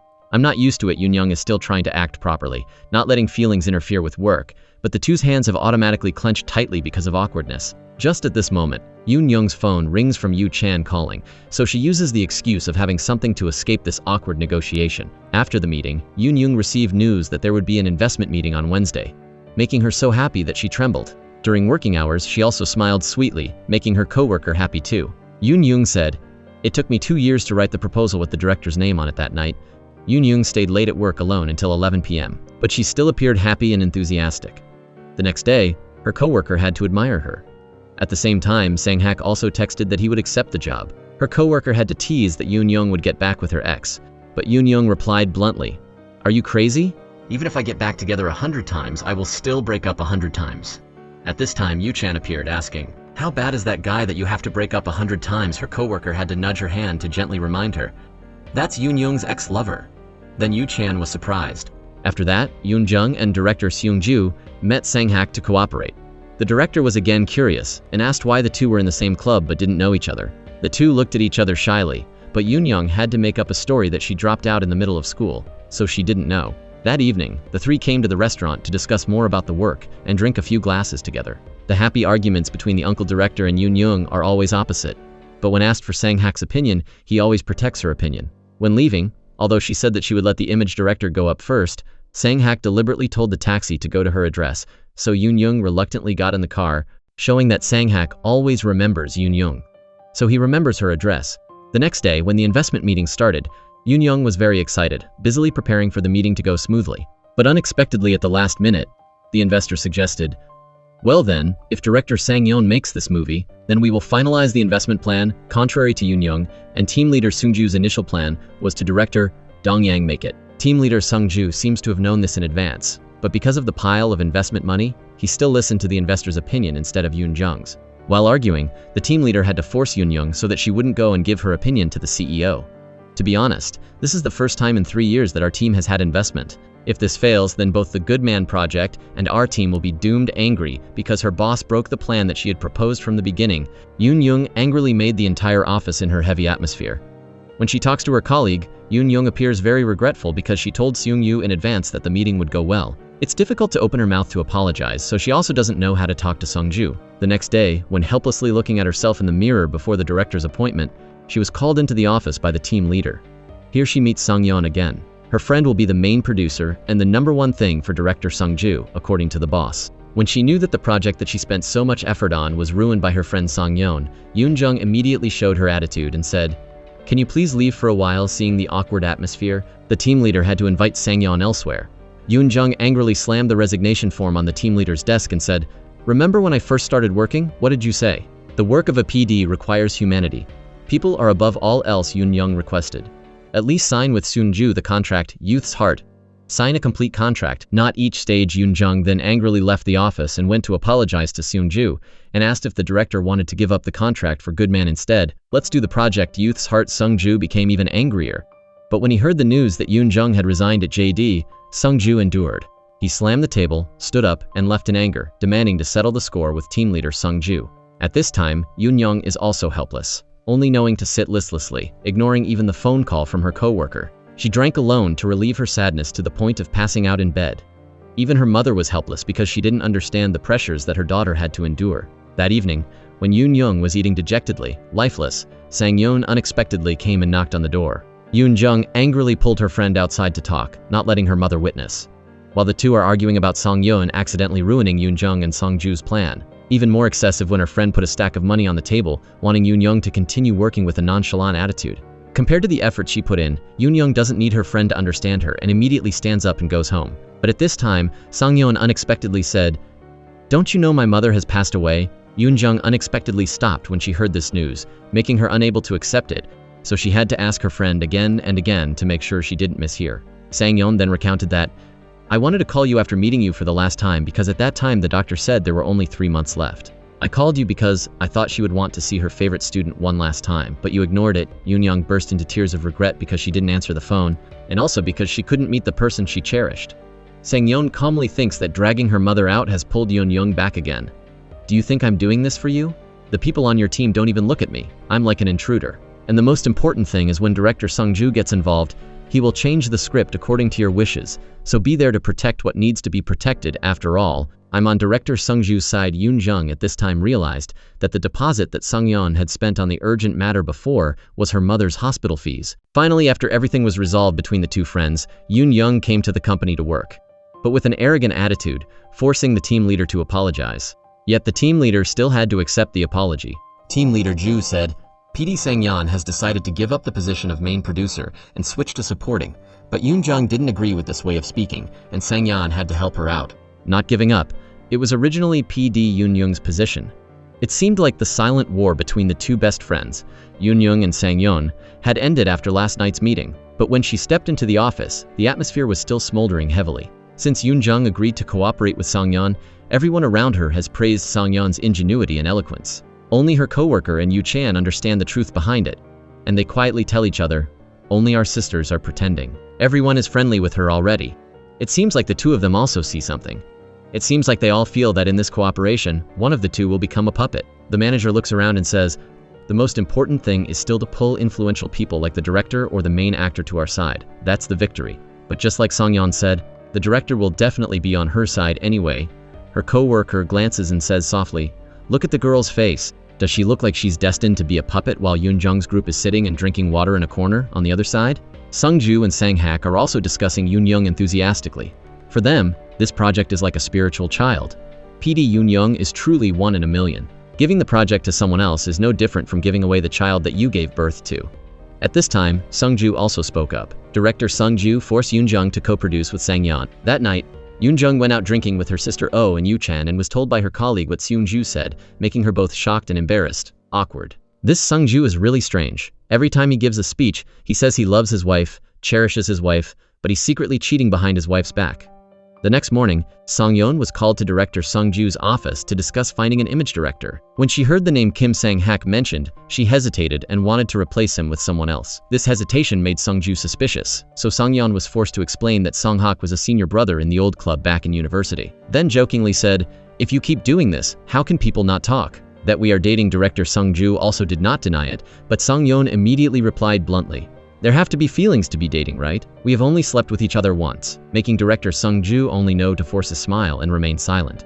That evening, Yoon-young went to eat with several directors, including Sung-ju. Also, thanks to this meal, Yoon-young learned that Song-yeon had also dropped out of university and did not have a university degree. Through her friend's story, unexpectedly, team leader Ju was curious about Sang-yeon's relationship with Sang-hak. She said that she and he had met in the club since university, making the team leader exclaim, "It's really fate, huh? Consider this project as his. Contact him quickly, otherwise he will receive another project." The next morning, Yoon-young had to make an appointment with Sang-hak to ask about his opinion. But after learning about the relationship between the director and Song-yeon, he refused to cooperate, with the reason that he wanted to rest, making it difficult for Yoon-young to tell the team leader. After hearing the news, Sang-yeon wanted to have a meeting with Yoon-young to discuss some things, but as soon as she asked about Sang-hak, she asked, "Does he have another project? It's not because I'm participating, is it?" This question, both casual and hateful, made Yoon-young only know how to suppress her anger, but it was further suppressed because Yoon-young had not managed the finances of such a large project before. Song-yeon, with her experience, unleashed a barrage of knowledge that Yoon-young lacked when working, making Yoon-young confused. A moment later, when she returned to her seat, Yoon-young was still scratching her head because of this project. She had spent a whole week working on it with a lot of effort, but she still felt, "In the end, I still can't beat you, huh?" At this time, she had to reschedule Sang-hak because the team leader and director Sung-ju really wanted to cooperate with him. That night, the four of them had a meeting dinner between the two directors. Director Sung-ju talked very happily with Sang-hak and really wanted to cooperate with him, but Sang-hak still maintained his position. He said he wanted to rest. Yoon-young saw that throughout the conversation, Sang-yeon always kept her eyes fixed on Sang-hak. The dinner ended when the cooperation was still unsuccessful. Sang-hak walked with Yoon-young to catch the same bus, then Yu-chan suddenly appeared. This guy quickly took a taxi for Sang-hak to separate this couple. Perhaps because he was brainwashed before, he has been quicker in taking the initiative with the girl he likes. He invited Yoon-young into the car to take her home, making her laugh, recounting it with her colleague the next morning. Meanwhile, once again, Song-yeon met her senior member to suggest that he reconsider cooperating. Sang-hak still refused, making her think, "Is it because of me? Because you are embarrassed by me?" Sang-hak only smiled and bluntly said, "It's not because I'm embarrassed by Sang-yeon that I still refuse." He took the reason that he had an appointment to end this conversation before Sang-yeon revealed a pitiful face. The next day, when she came to the office, Yoon-jung unexpectedly saw the scene book Wasteland that Sang-hak had written. She read it for a long time. Every small detail she read until everyone had finished work and gone home, leaving only her behind. Immediately after that, Yoon-young made an appointment to meet Sang-hak at a coffee shop, and this time with a confident tone. "Let's do it together. I've read the scene Wasteland that you wrote. I really want to make good man really good. I know you want to rest, and understand you are embarrassed when meeting me and Sang-yeon. But I still want you to receive this project." Sang-hak felt Yoon-young's confidence when she suggested that he participate in this project. The last time they met, he only saw her appear embarrassed when working together. Recognizing Yoon-young's determination, he immediately agreed to cooperate. After receiving the agreement to cooperate, Sang-yeon also received the news and felt sad because Sang-hak had only agreed with Yoon-young. The next morning, before it was time for the script reading, Yoon-young was so nervous that she flipped through the script at least 10 times, prompting her co-worker to fold it up and force Yoon-young to go to lunch to clear her head, fearing that the more worried she was, the more complicated things would become. After being cheered up, Yoon-young entered the meeting room and mustered all her confidence to speak to Soon-ju when he revised some scenes of the film. Regarding some scenes that he decided to delete, "I think we should reconsider," Sung-ju said.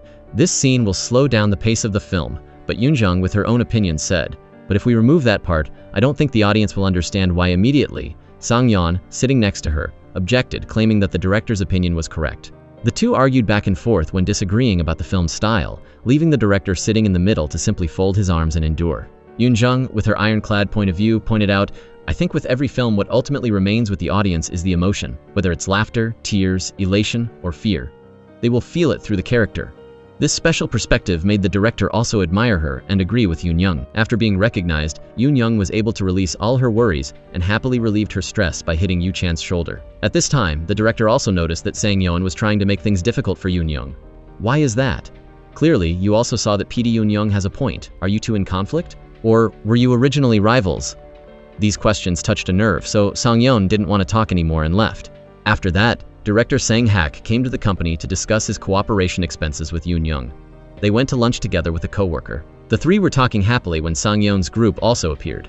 Sang-yeon, along with Yu-chan, also appeared uncomfortable when Yoon-jung and Sang-hak were chatting intimately. Come work time, after seeing Sang-hak's prominence in everyone's eyes, Yu-chan became restless and thoughtful. A moment later, he made a decision and called Yoon-young up to the rooftop to talk. Here, he frankly admitted, "Yoon-young, I like you."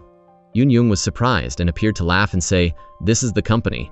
But Yu-chan still resolutely admitted, "Company or what? I don't care, I'm sincere."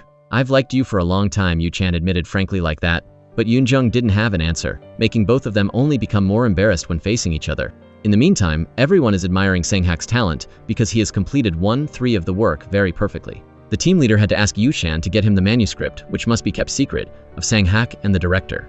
Seeing this, Yoon-young also eagerly demanded to see it, and she was also convinced by this talent. She stayed overtime until late at night, but Sang-hak was still there waiting for her to take her home together. At that time, Sang-yeon also saw this scene. When director Sung-ju asked about their relationship, Sang-yeon admitted that they used to date. Yoon-jung and Sang-hak happily chatted in the car until they arrived home. At this time, he admitted that, "Yoon-young, I have never felt awkward when meeting you. From the moment we met again, I was very happy." Sang-hak was looking forward to an answer from Yoon-young. But contrary to his attitude, Yoon-young only hesitated, and then coldly replied, "I'm not happy at all. Go home." Then she turned around and left, leaving Sang-hak standing there alone. The next morning there was a background conference at the company. Fortunately, Yoon-jung arrived on time. Everyone started discussing the upcoming project. When the meeting ended, Sung-ju asked Sang-hak, "Did you get home late yesterday? After having dinner with the director Seo, I went out with PD Cho and saw your car pass by, and Kim said, Director Sung-jae wanted to meet me." But the department head immediately saw through that he was lying and asked back, "Director Lee wasn't sitting next to you, was she?" Immediately Sang-hak said, "Yesterday, I saw Yoon-young at the bus stop, so I took her home." When he heard the confirmation from Yoon-young, the department head stopped the consultation and teased Sang-hak. "I thought you were dating your girlfriend on the opposite side." Her colleague Sang-yeon, hearing that, immediately showed an uncomfortable expression and then quietly left. Yoon-jung, hearing that, was also embarrassed and looked for an excuse to leave. At this time, on the way back, Sung-ju comforted Sang-yeon. "They probably aren't dating." This uncle also paid attention to Sang-yeon. When asked by Sung-ju, "What does he have that you are so crazy about?" Then she replied, "If it wasn't for him, I wouldn't be here. I would have been burned to ashes since my mother passed away." On this side, Yoon-young was returning with her coworker. She wondered, "Why did you come home early today?" Yoon-young immediately replied, "I want to watch some of Sung-jae's movies," saying that she invited her coworker, "Want to go drinking with me," but was refused with the reason, "I'm busy today." But when Yoon-young just turned around and left, her friend snuck off to meet her younger brother Yu-chan. Her younger brother couldn't help but be discouraged when his confession to Yoon-young failed so miserably like this. "No need to ask, my sister already knows that she was rejected." "Right. Did she say she would never date a colleague?" "Right." Sung-jae said despondently. "It's not like that." Turning back to the confession before that, immediately after he confessed, Yoon-young refused beautifully. "If you had confessed a long time ago, I probably would have agreed." When Seung-jae wondered about the reason she didn't choose him, Yoon-jung also didn't hesitate to say more. "The ending is too clear, isn't it? I have gone through several love affairs, but I haven't learned anything besides shortcomings and ugliness. So I have learned that it has to be 100. Otherwise, I can't love hearing what was recounted." Her sister was very surprised when Yoon-young mentioned the number 100. "I knew it. My sister doesn't understand love." So he also patiently explained, "It seems like she has to like and trust someone 100%, then she can date." Hearing that, the coworker appeared quite disappointed. "I always thought that girl was very smart." On this side, in a VIP dining room, several people, Sung-ju and actor Sung-jae, had a chill dinner meeting. The greeting introduction have just finished. When asked about enlisting, Sung-jae showed discomfort and asked them not to mention that matter anymore. Then, gently reminded Sung-ju about the storyboard. "The action part seems a bit tense, huh?" The uncle coworker sitting next to her quickly replied, "You're a good action actor, so you don't need a stuntman, right?" Noticing Sung-jae's changing expression, Sang-yeon's sister cleverly followed up to extinguish the fire for this colleague whose mouth was faster than his brain. "All the scenes the stuntman does are still yours, you just need the audience to believe it's you. If you keep demanding to do dangerous scenes, the director will stop you." Sang-yeon's words were like pouring honey into the ears, satisfying the needs of both sides. Sung-jae showed a satisfied attitude and suggested, "Can I call you older sister?" But Sang-yeon, who was always so calm, replied, "Everything has to be gradual and follow nature to be good." When the party ended, the uncle coworker praised Sang-yeon's attitude today. At the same time, he asked for some tips to take back and learn, but she refused and said, "That's a secret." Sung-ju, who seemed to know Sang-yeon like the back of his hand, said next to her, They know each other, a dry monkey secret. On the way home, Yoonyoung's mother was still sitting there waiting for her to return as always, on the familiar road home. She asked why she didn't invite Songyeon to her house for dinner anymore, making her feel annoyed when she heard it often. On this side, when she returned home, Songyeon encountered her indebted father who was standing waiting under the door again. He begged her, "Help Dad this time, otherwise Dad will have to go to jail." Too frustrated, she immediately said indifferently, "Then just go to jail and sit there." Then she left. Returning to the stuffy room, Songyeon immediately opened a can of beer to cool down, sadly sitting in the corner of the room, feeling resentful of herself. The next morning, when on the way to buy coffee, her co-worker wondered, "Is PD Sangyeon's family very rich? She always dresses so elegantly," but Yoonyoung only smiled and said, "She has been like that since high school." Her friend Yu-chan, hearing that from afar, came over to reproach, "You seem to be self-deprecating, huh? Your clothes don't look that expensive either." The girl immediately replied crankily, "Hey buddy, this is really expensive buddy. That joke is not funny buddy." The young couple was arguing when Seungju called Yoonjung back to the office. Seungju praised her for completing scene 45 very well. It was time to move to the scene location. In the car, Yoonyoung was just innocently chatting with her friend Yu-chan, not paying attention that Sang-hak was always looking at her with a pensive look, and Songyeon was still looking at Song-hak with a regretful look. The friendship and love of these people are really hard to describe in words. Arriving at the hotel, because it was the peak tourist season, the hotel was temporarily out of rooms. The two old friends were arranged to stay in the same room. That night, Yoonyoung discovered that her friend had quite a high fever. It seemed like Songyeon had caught a cold. When she got to the convenience store, there was no cold medicine left. So she had to run to the pharmacy further away to find more medicine. But there were no more places open. On the way back to the hotel, she encountered Yu-chan thoughtfully smoking right in front of the hotel door. She reproached him. "I keep advising you to quit smoking, but you end up standing here smoking again." While they were talking, Sang-hak ran over from somewhere and gave her cold medicine, making Yu-chan extremely worried. Sang-hak said, "I just conveniently bought it while taking a walk, so you can take it the next morning," while arranging her clothes to move to another location. Sangyeon unexpectedly opened her mouth to thank her friend for buying her medicine last night. Yoonyoung shyly said, "That medicine was bought by a senior coming down to the lobby. The two of them accidentally met each other." Sangyeon thanked Sang-hak for the medicine. Accidentally, the uncle co-worker also heard and added a few words. "So it turns out that PD Sangyeon caught a cold? Yesterday I saw Yoonyoung looking for cold medicine. We thought it was her, making the two of them stiffen." It turned out that the crush's concern was not for her, but for that old best friend. On the way to the new location, each of the girls had an extra private thought in her heart. Some had a look of remorse on their faces, while others had a little bit of sadness on their faces. Reaching the sad place, returning to the new hotel, Sangyeon just sat thoughtfully by the window. Looking at each raindrop rippling through the window, she remembered the dark days in the past, only she was alone in the empty space. Those were sorrows that were very difficult to overcome. She deleted each contact number of her loved ones from the contact list, starting with her beloved mother, then her best friend Yoonyoung. So the girl embraced the hurt and the lonely darkness. She searched for the remaining emails, and she chose to delete those painful pasts, putting them into the dark past that she never wanted to remember. On this side, Sang-hak had thought of an idea, so he took a taxi to the scene location.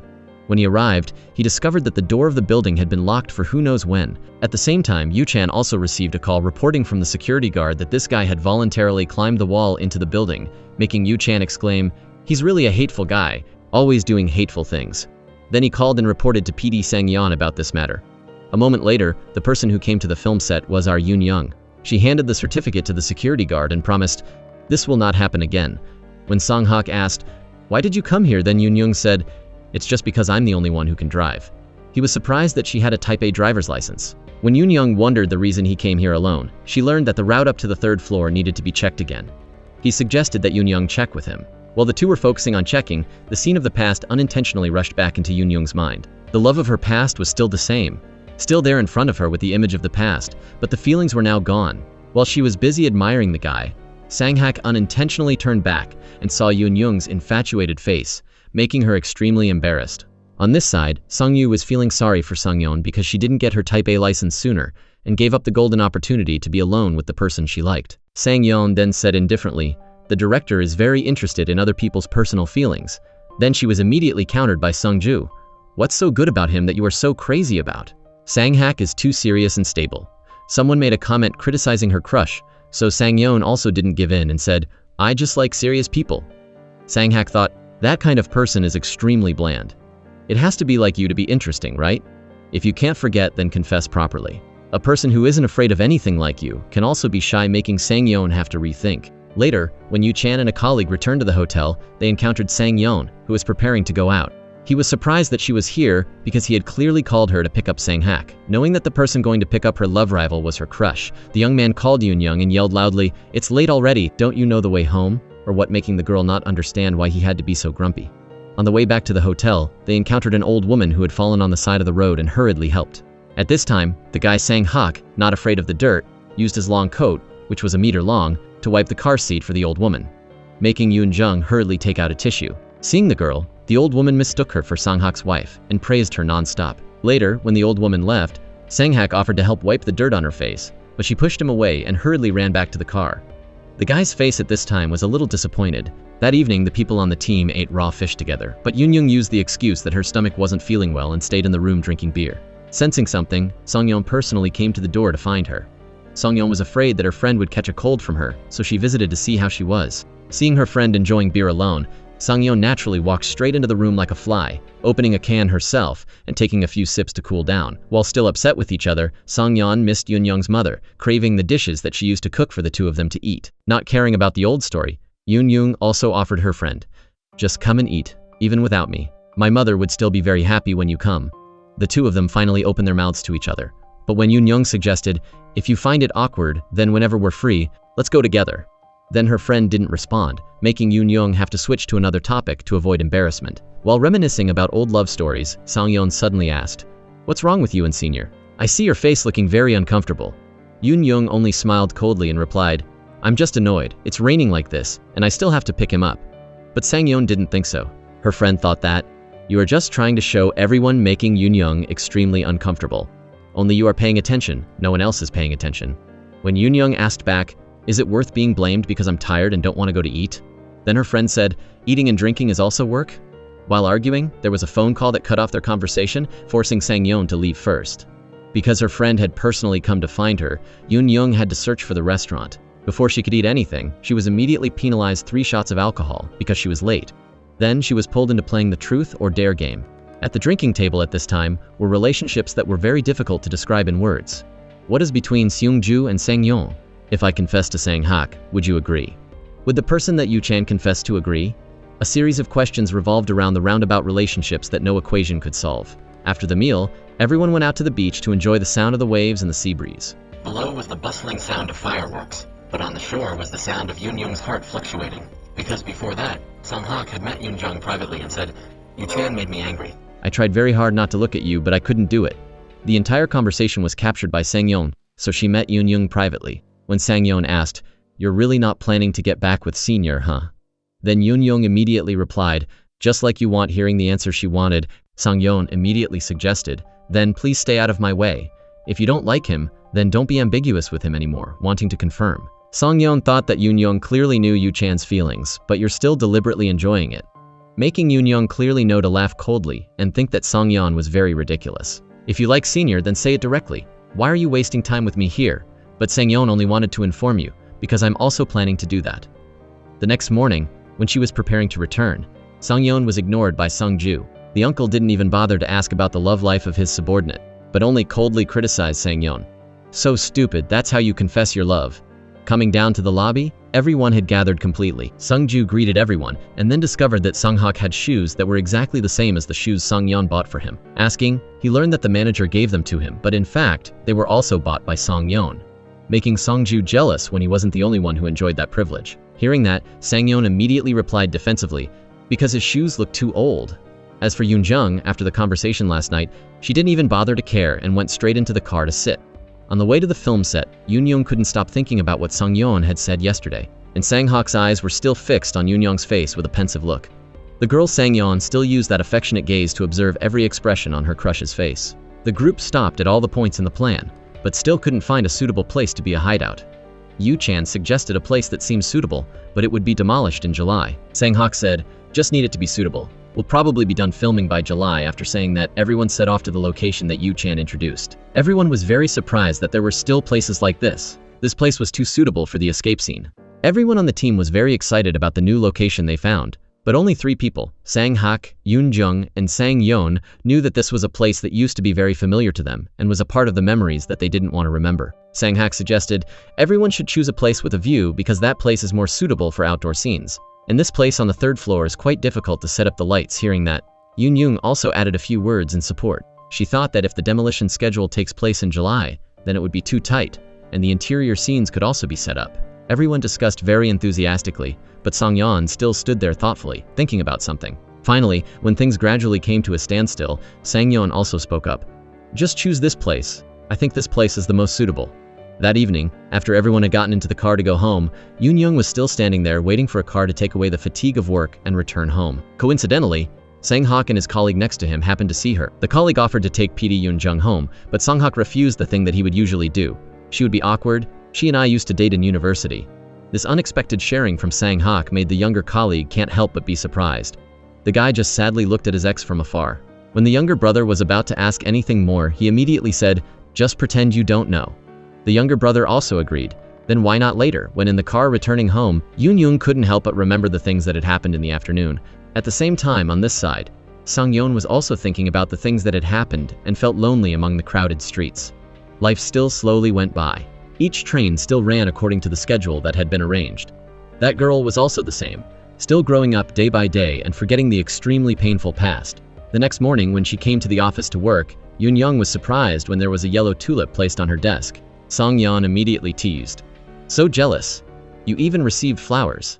It turned out that the flowers were sent by the guy Yu-chan to welcome her first day at work. On this side, the co-worker couldn't help but be surprised by what Sang-yeon had said when playing the truth or dare game. Unbelievable. Sister Oh had to ask again. Did she really ask Sang-hak if I confessed? Would you agree until she personally heard the confirmation from her younger brother, sister?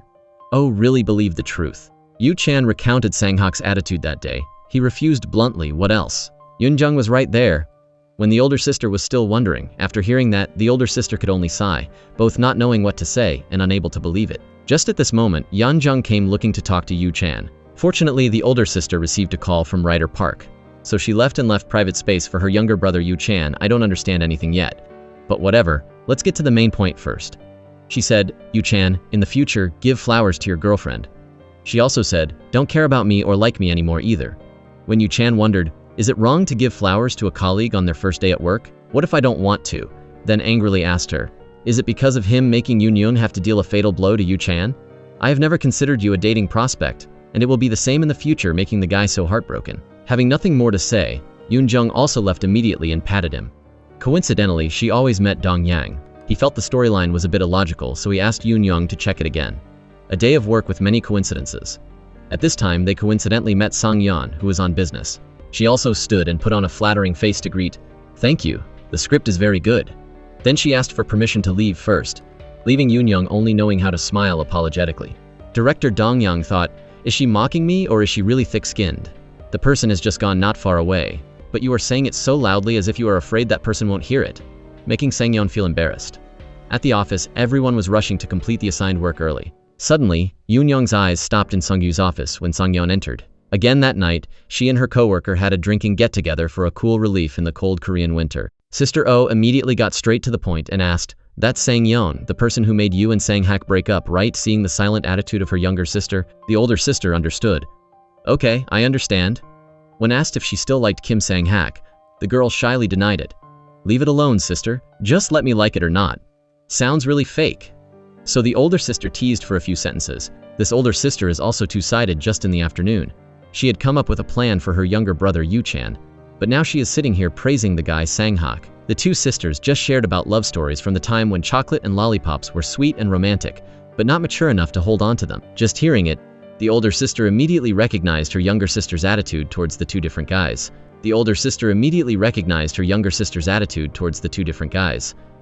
You're just restless with Sang-hak leaving the drinking place. Yoon-jung immediately went to the film set to see if anything was interesting. While struggling, she accidentally stepped on the power cord of the light set up next to her.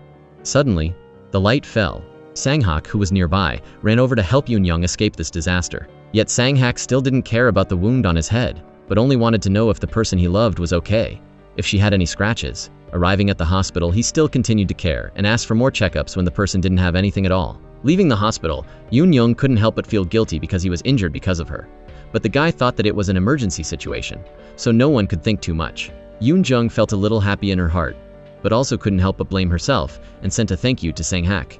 To cut off the love talk of the two ex-lovers, Sang-yeon offered to take Sang-hak home, but the guy refused. This man is truly upright, determined not to be two-hearted or catch two fish at once. Sitting in the car, Sang-yeon couldn't help but remember what Sang-hak had just said. But the person who received those sweet words was not her. This made the girl restless in her heart to the point of feeling sorry for herself and bursting into tears. The next morning at the office, when Sung-ju asked about Sang-hak's condition, Sang-yeon reported that he had to get 5 stitches and had to pay attention to his shoulder for the time being, but today he still came to the research institute because it's very difficult to reschedule, so he had to go immediately. Just hearing the hot news of the stubborn man, Yoon-jung quickly found a way to contact the guy. Sang-yeon saw it, but couldn't stop anything. When she brought the documents into Sung-ju's room, she was held back and asked about what had happened yesterday. Sang-hak and Beaty Yoon-jung are like acting in a movie? Huh? She didn't say anything but only sadly bowed her head. On the way returning home, she couldn't help but remember what had happened yesterday.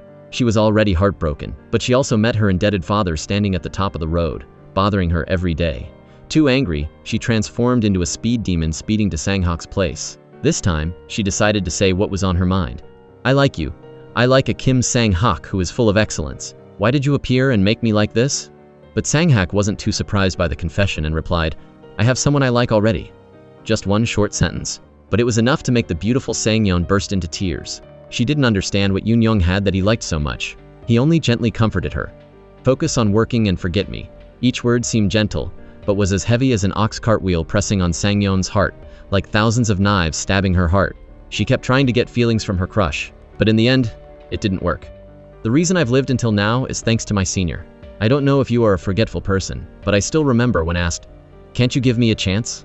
Then he didn't like to talk much and said slowly, I'm sorry, be careful on the way home. Then he turned around and left, leaving Sang-yeon to torture herself. The next morning at the company, Yoon-jung accidentally met Sang-hak in the hallway. He announced, I'm getting my stitches removed tomorrow. After asking a few more questions, they started working.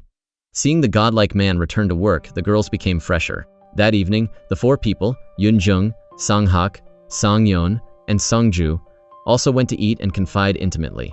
Yoon-jung was surprised that Sang-hak could drink alcohol because the doctor had told him not to drink alcohol. But Sung-ju said, it's been almost a week already, what are you worried about, drink? Seeing that his close younger sister seemed sad today, Sung-ju immediately asked, why are you sad today, honey? Then he was ignored by his younger sister. Sang-yeon asked Sang-ho, what about the script? Then she learned, it will be done in about 2 days. Recognizing that she had been ignored, the uncle switched his target to his Yoon-jung. The uncle said, I'm planning to change the last line to, it turns out it's you. Do you think it's okay? After thinking for a while, Yoon-jung exclaimed, that sentence is too sad. But this was Sang-hak's sudden idea, so she didn't dare to criticize it. Seeing that, Sung-ju praised subtly, you two are so compatible, making Sang-yeon sit opposite, unable to swallow her rice. After leaving the restaurant, originally planning to take a taxi home, Sang-hak offered to ask Yoon-jung to go for a walk together. They asked countless things about their lives, reminisced about memories from when they were still in school, and even thanked each other repeatedly when, thanks to you, I passed the entrance exam to the film school. But it was also thanks to Yoon-jung that I made the film. The fate between them was so miraculous that and made people jealous. Specifically, the girl Sang-yeon, when earlier on the car returning home, had encountered the 2 people lying to catch the bus who were walking together. Having not gone all the way on the road that Sang-hak has hurriedly proposed, then, I want to start again as if we met each other for the first time. Just a proposal making the air was also standing there as the trees and grass calm according to. Without any answer, morning on the next day, Sang-yeon was busy with the schedule. We were busy when the inaugural machine day was coming soon. At this moment, in the lobby of the company, Yoon-jung meets Sang-yeon's father, who was screaming loudly, asking to meet with his daughter. On this side, after returning to the company, she saw that the eyes of some of her colleagues had become more judgmental. They were whispering about something that had just happened that she didn't know. Also, in the restroom, P.D. Kim was mocking Sang-yeon after knowing what had happened. It turns out she's not from a rich family, huh? You're her best friend from childhood, so you must know a lot, right? Hearing these irritating, gossiping words behind her back, Yoon-jung immediately cleared her mouth, sweeping her personality. She has never admitted that she's rich, and what does it matter to you whether she's rich or poor? Please don't interfere in other people's business anymore. Then she left, making that girl too embarrassed to have to run after her to explain more. But just as she got outside, she met Sang-yeon, who had been standing there since who knows when. Immediately after that, Yoon-jung went out with her friend to talk to relieve herself. I told your father not to come anymore, but he probably still came. You should still call him after talking for a while. She didn't see her friend say a word, so Yoon offered to go in. She comforted Sang-yeon. It's only one day, so you don't need to worry. A moment later, when Sang-yeon returned to the office, Yoon called out and gave her the script that Sister Oh had written for her to see. Finally, she saw the girl smile. That evening on the bus returning home, Yoon kept thinking about Sang-hak's proposal, clearly not wanting to be swayed, but couldn't answer that question. On this side, Sang-yeon was on the way home with Seung-ju. Seeing the pensive look on her younger sister's face, the director also worriedly asked, "Are you thinking about your father's matter?" But the answer made the director, "Listening to you, I confessed properly, but was rejected by the person Seung-ju praised her for doing very well and suggested date me when Sang-yeon let out words of blame. I'm really stupid to have believed you." That proposal made Sang-yeon laugh and then say, "With me, you don't have a bit of attraction at all." Seung-ju also cut in, "He also thinks so. You are this attractive, and he doesn't care, so don't torture yourself anymore, but save your feelings for someone more worthy." Hearing that sincere advice, Sang-yeon seemed to have realized that she needed to listen to herself more. The next morning was the opening day of the film that the entire team had prepared for so long. Until the evening, the celebration party took place in a luxurious restaurant. When leaving the restroom, Yoon accidentally met Sang-hak and offered to meet after the meal. And, coincidentally, whatever these two were planning to do, her friend Sang-yeon also accidentally heard. After the party ended, on the way to meet Sang-hak, she saw Sang-yeon drunk, sitting slumped on the side of the road, so the two had to postpone their meeting to take her friend to Yoon's house to sleep temporarily. While planning to leave quietly, they were awakened by Yoon's mother, making the two young friends embarrassed. Not knowing what to do, Yoon hurriedly chased Sang-hak away. Quickly go home immediately after that, Yoon's mother also made a glass of hangover water and told Yoon to bring it in, but the girl kept pushing it away until she brought it in. Sang-yeon had pretended to be fast asleep for a long time. Just as she was about to leave, Sang-yeon grabbed Yoon's hand with a soft voice, begging her not to go any further with Senior because she liked him very much. "Please don't go any further with Senior as I like him very much," making Yoon extremely awkward.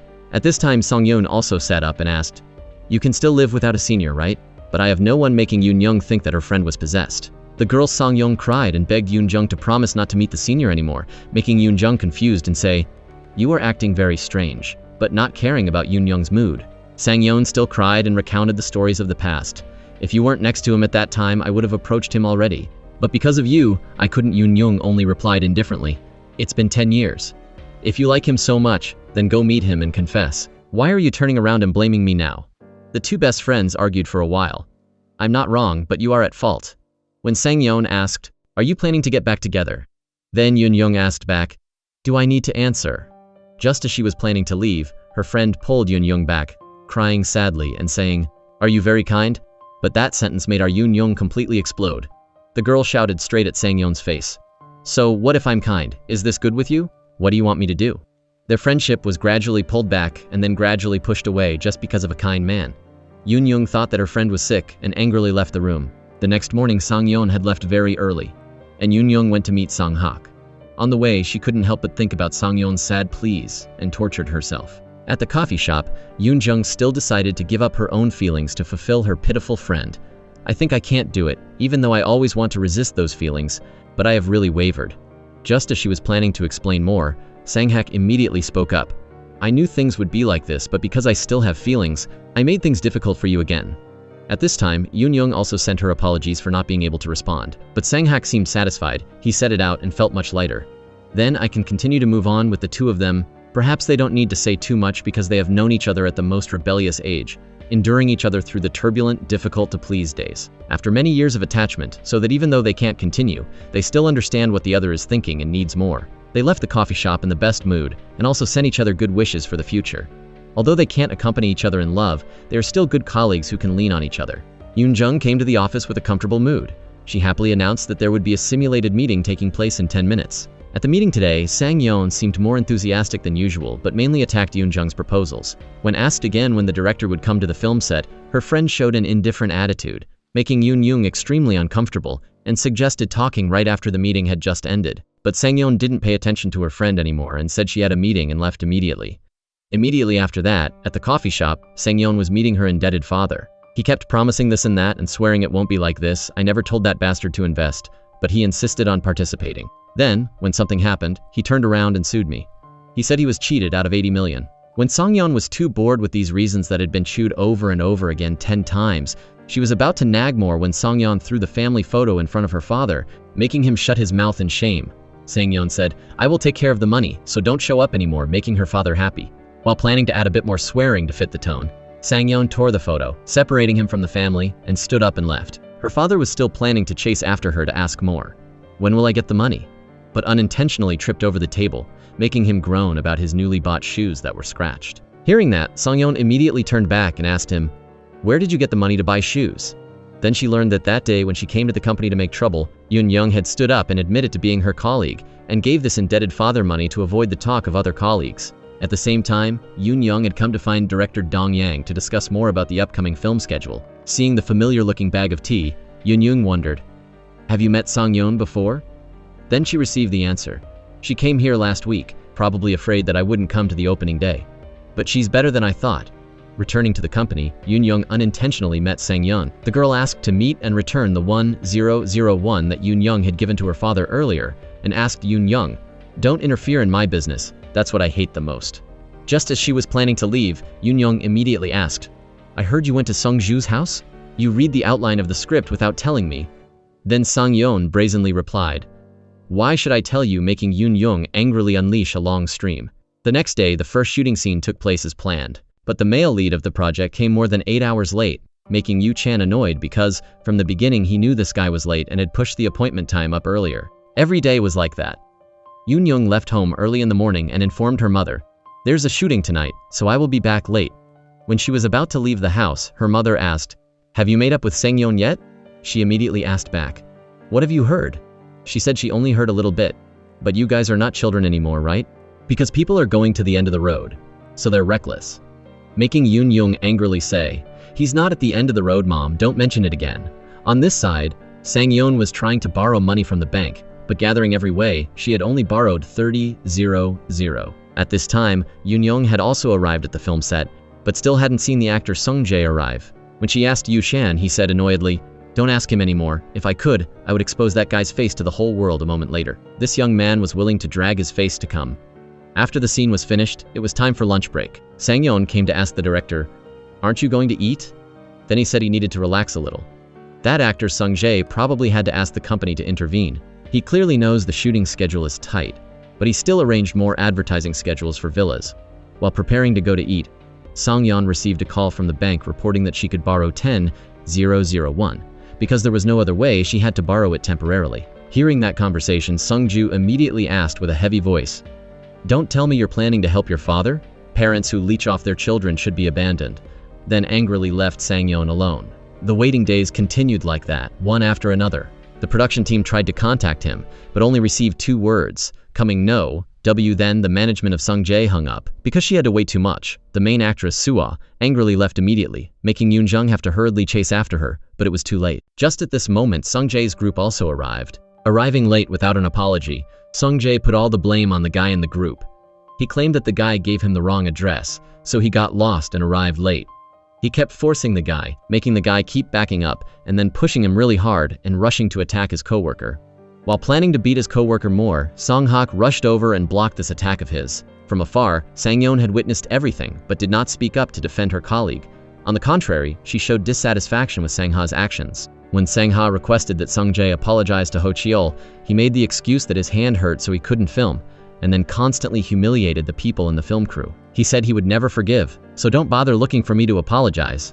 With no other way, Sang-yeon and Yoon-jung had to go to the management company to send their apologies to Sung-jae, but he was arrogant and demanded that Sung-ju change. Also, he told Sang-hak to personally come and apologize, but he resolutely refused.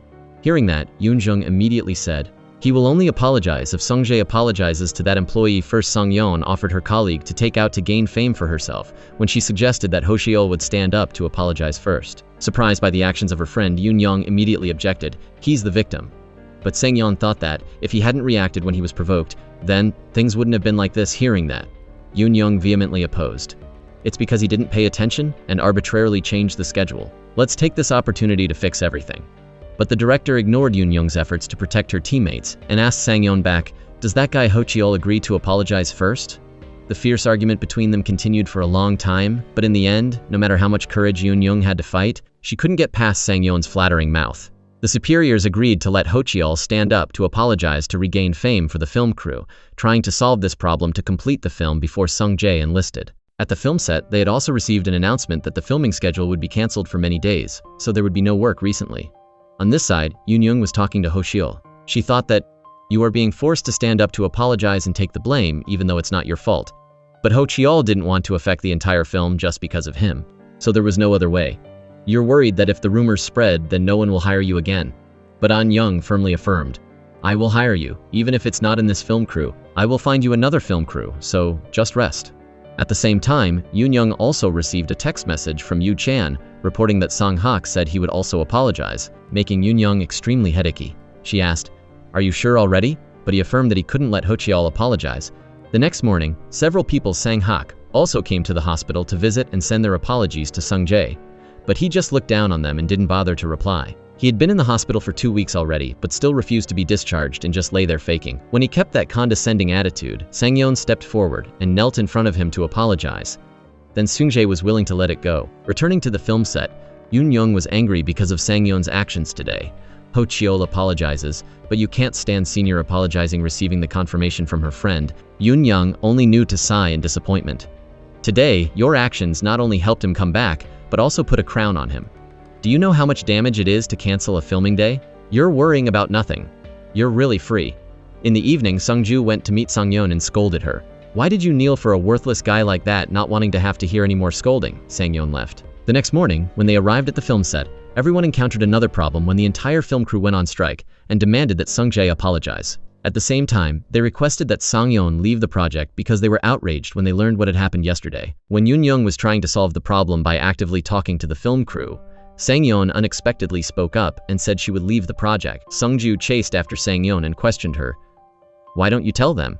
Just say you knelt down to apologize and it's over." But Sang-yeon said, "I don't want the whole world to know, so let's stop here the next day." Yoon-jung went to meet the team leader and learned that Sun-jae had agreed to apologize. The team leader asked her to convey this to the staff. When she asked more about Sang-yeon, she received an uncertain answer. Perhaps she will do another project immediately after that. Yoon-young ran into Sang-yeon, who was cleaning her desk. Asking, she learned that she had submitted her resignation, making Yoon-young very confused. Sang-yeon thought it was too pathetic, so she quit, voluntarily resigned. Yoon-jung asked, "Why did you give up so easily? Is your pride that important?" She only received an indifferent answer from her friend. "That's just how I am." Yoon-young tried very hard to persuade Sang-yeon to stay, but her friend only sighed in annoyance when she kept interfering in her decisions. Angry because she kept talking, but her friend still hugged that pride tighter than her life. Yoon-young left in disgust. Going down to the parking garage, she met Sang-hak. She only informed him softly, "I quit my job," making him very surprised and saying, "I just met everyone in the film crew, the misunderstanding has been resolved. I didn't tell the details of everything, but everyone understood that there won't be any problems." Running out of words to persuade her, he gave up. He wished her, "Please live well. You don't see her when there are good things, but as soon as there is something sad, Sister O is present immediately." Sister O kept advising Yoon-young not to think too much because that's just how she is. But Yoon-young thought that she didn't used to be like that on this side. Sang-yeon was also having a lavish drinking party with Sung-ju. Sang-yeon said, "I will make a lot of money, then I will help you make any movie you want." The two of them were like close brothers from a long time ago. For Sang-yeon, who was always lonely, Sung-yu was no different from a father who always showed the way for Sang-yeon. The next morning, everyone started working as usual. Yoon-young reported good news to everyone. The filming location of the hideout has been successfully negotiated, and they have agreed to postpone the demolition after this year, making Sung-ju feel like a burden had been lifted. That evening, Sang-yeon came to meet Yoon-young's mother. She was very happy when the girl visited and invited the girl to come into the house. But Sang-yeon only requested a hug from her. Holding Yoon-young's mother tightly, she couldn't help but shed tears of sorrow. She told her, "Come visit again next time." The next morning, Yoon-young received shocking news. Sang-yeon opened a company with director Han. JD has invested 100 billion won to exchange for 100 shares. Director Dong-yang also quit and followed Sang-yeon with the condition of giving the project Youth's Heart to her. Angry, Yoon-young went to meet Sang-yeon. Her friend seemed to have known it in advance and was only waiting for Yoon-young to appear. Yoon-young was angry because her friend had stolen her project. She couldn't believe that the friend whom she always trusted could stab her in the back like that. When asked, "Why did you do this?" then she only replied, "I hate that you're doing well, and I want you to break down like me." Each word coming out of Sang-yeon's mouth made Yoon-young stand still in disbelief. That story repeated once again. Angry at being stabbed in the back to her bones, Yoon-young left in anger, finding director Dong-hyung, but he was still unresponsive. Remembering Sang-yeon's challenge, I'm also curious if Dong Yang will change his mind or not, and feeling extremely helpless. At this time, Sang-hak was standing there waiting for who knows when. He took her to eat because, with food in your stomach, you can have the strength to do things after the meal. She went to find Dong Yang in a dark alley. With a glimmer of light from the street lamp, she waited. Finally, Dong Yang appeared. Facing the petite Yoon Young, he couldn't be bigger in front of Yoon Young's continuous questioning. Dong Yang's eyes kept avoiding each question. When Yoon Jung suggested, "Please look me in the eyes and tell me what I have done to displease you," then tell me, the director felt guilty and said, "Have you heard about the development fee and having your name in the credits yet?" Making Yoon Young stand still. He thought, is that all it takes? But contrary to her wishes, he gave an answer that stabbed straight into her heart. Yoon Young thought that anyone can think like that, but not the director. But Dong Yang unleashed a long stream. Dong Yang used his resentment to justify what he had done to Yoon Young. "Yeah, I'm the bad guy. But the company decided that I had no other way. I'm the one who suggested paying you the development fee, so I don't owe PD Yoon Young anything."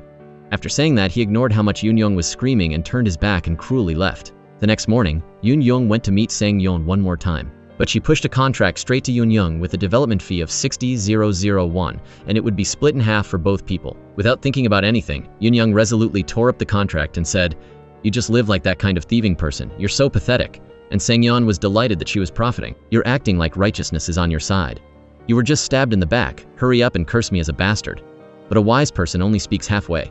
Yoon Young didn't bother wasting saliva with this kind of person at the bottom of society.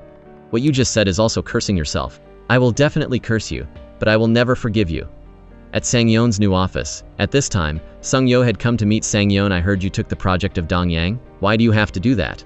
Isn't just taking Han enough?" Sang Yeon then said, "Wouldn't it be better to have more good directors?" She shared with Sung Ju what Yoon Young had said. When asked, "Do you feel wronged?" Then Sang Yeon said proudly, "Not at all, I'm very successful. I even bought a building in Gangnam." Sang Yeon thought for a long time and then said, "Because I hate her." When Sung Ju asked, "Why did you do that to PD Yoon Jung?" He thought that, you didn't need to do those things, you could still be successful, even though he knew it was impossible. Sung Ju still tried to advise his close younger sister. "You will have to pay the price for the things you have done. I hope you won't get hurt when wielding the knife that night." The phone kept ringing, but Yoon Young, even though she was awake, still refused to pick up the phone. The two people, Yu Chan and his sister Oh, were very worried when she kept hugging her sadness and regret. Perhaps Yoon Young's feelings at this time were not hate but self-blame for not being a little wary of her friend who used to be very close. The next day at the film set, Yoon Young was still listless like that, but she didn't give up, because everything was still going on according to its own orbit every day, and this was only the beginning of the dark tunnel.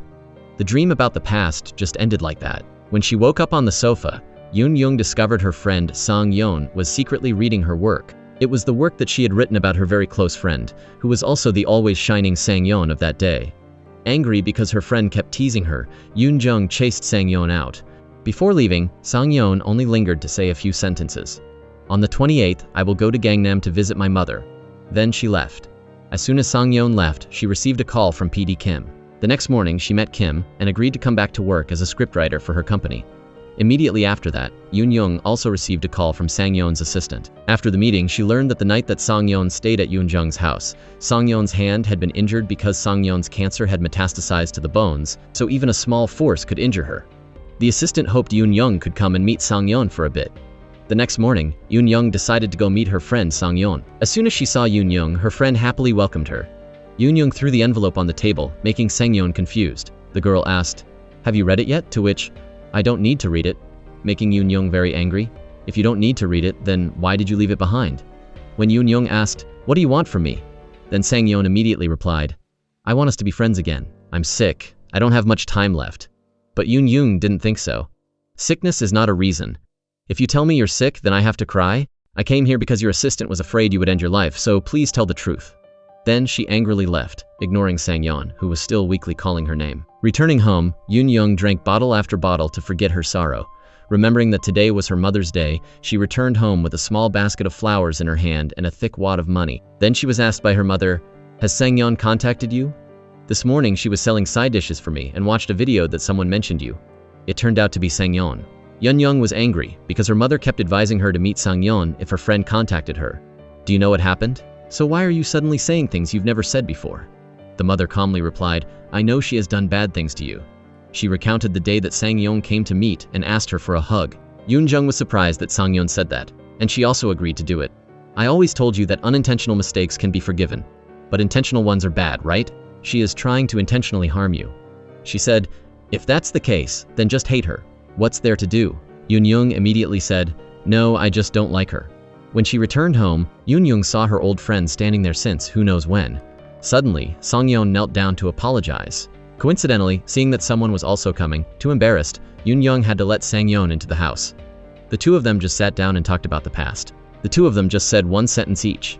Yoon said, if you really want to apologize, you should have done it a long time ago. Before you were sick, and before I still wanted to scold you, Sangyeon gave the ownership of the Chimen Film Company to Yoon, even though she knew it wouldn't be enough, but she couldn't do anything else. Sangyeon said her last apology and then left. The arrogant face of that day was still gradually fading away with the time of the illness. Had wanted to go back to how it was from the first day, but he was still unable to heal. Just like that, their friendship still continued to lie on the edge of the abyss, only falling down when Sangyeon's life ended. One day, Sangyeon unexpectedly received a call from his sister, Oh. The older sister couldn't believe that Sangyeon had turned back to the shore and posted a confession of everything. Sister Oh exclaimed, why would she do that? She's about to die. A normal person wouldn't do that, sister. Oh was also very surprised that Sangyeon had hurriedly looked for Yoon to apologize. Why did you meet her? It's because of her that you gave up the film industry. But in fact, Yoon liked TV shows more. Moreover, I also feel happy that I gave up early, and you don't need to hate him that much. When she learned that her friend was not really happy with the love she had chosen, Yoon was silent for a long time. Until she returned home, she still couldn't forget what had happened. Looking back at the files Sangyeon left behind, it was an autobiography about Sangyeon's life, like a rewound film. Those were the beautiful and brightest memories in Sangyeon's life. A faintly bright Yoon had shone on the life of the little swallow, but the light was too great, occupying all the glory, making the small Sangyeon jealous because she had tried so hard, but couldn't make her mother happy, couldn't make her brother smile, also wasn't loved like you. But even so, Yoon was still a bright memory in Sangyeon's soul, the only thing that held her back from her true self, because I don't know how to give and receive unconditionally. The fact that I love or hate you also makes me exhausted and destroys our friendship. It has also destroyed me. Sangyeon's confessions made Yoon feel that she needed to do something. Yoon suggested going to visit the teacher together. Just because I want to, not because of you. Day after day, Yoon just quietly recorded the tourist spots for people with cancer, meticulously preparing each smallest item. Perhaps this time she didn't want to regret it anymore. Yoon really wanted to find her friendship from the past, but when she just arrived, she learned that her friend had accidentally fallen and fainted very critically. On the ambulance, a look of regret still remained on Yoon's worried face. Don't die, please, in Sangyeon. The sound of the ambulance siren just kept blaring. The atmosphere at the hospital at this time was strangely quiet. After the emergency, the doctor announced, the crisis has passed, but these things can happen at any time. In reality, it is possible to approach from the direction of treatment, or not be completely cured yet. But according to the opinion of the department, it is currently no longer possible to recover completely, and the patient herself does not want to receive treatment anymore. In the hospital room at this time, Sangyeon had also just woken up. She stretched out her hand to grab the hand of the friend she hadn't seen for a long time and said, please stay. Yoon immediately agreed to Sangyeon's request. Okay, I will stay by your side. On Sangyeon's face at this time, the tension and remorse had also lessened, and a satisfied smile had appeared on her lips. After being discharged from the hospital, the two of them drove to the beach together. They carried with them a bouquet of blooming white chrysanthemums. Sitting by the beach with the white sand stretching out, Sangyeon felt ridiculous when returning after 20 years. I can't even remember my mother's grave. It seems like I'm always like that. I always do the opposite of everything. But I hope everyone won't leave me behind. Yoon just quietly played the role of a solid shoulder, like when she was young. She still made her friend Sangyeon lean on her when needed. The sound of the sea waves kept rolling in, like Yoon's mood at this time was probably fluctuating. They just quietly talked about things that they had probably never shared honestly with each other. One person accepted to lower her self-esteem, while one person was gradually opening her heart to forgive. The two best friends from the past just embraced and comforted each other's souls like when they were kids. The light at this time shone clearly on one corner of Sangyeon's side. All the things that Sangyeon had done from before until now were in a dark tunnel. But perhaps sending a sincere apology to Yoon was the most correct thing to do. Returning home, Sangyeon gave Yoon the camera from that year. When her friend wondered, why did you still keep it? Then Sangyeon said contentedly, no matter how difficult or cold it was, I wanted to have a day to return it to you. My brother gave it to you, so it originally belonged to you. No one is more worthy to keep it than you. While reminiscing about memories, the alarm clock rang at the right time. It was time to change the bandages. Yoon just quietly, like that was next to her close friend from childhood. I'm in the process of buying the copyright to the original work, so now I'm free. A sentence from Yoon made Sangyeon extremely happy. Finally, luck is on my side when I'm sick. Those seemingly optimistic words made Sangyeon extremely uncomfortable. When asked, "You're really not accepting that building? What a pity, that's all I have left." Then Sang-yeon reassured her friend that, "Why only that? You have a total of 11 films." What more, in the days that followed, whenever she was free, Yoon-jung would visit her friend, cook with her, and quietly sit next to her working when her friend was resting. When she was checking the original work, Yoon-jung's computer had an error, so Sang-yeon let her borrow the office. Sang-yeon just left, then there was an announcement requesting to select a travel companion who had been accepted.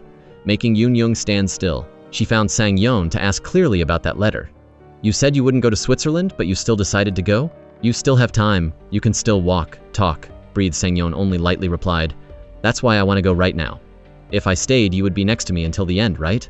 I know for sure you would do that, but I can't make you do that. The time my mother passed away, I witnessed her in extreme pain and could only stand and watch. I know that too well, but can't do anything."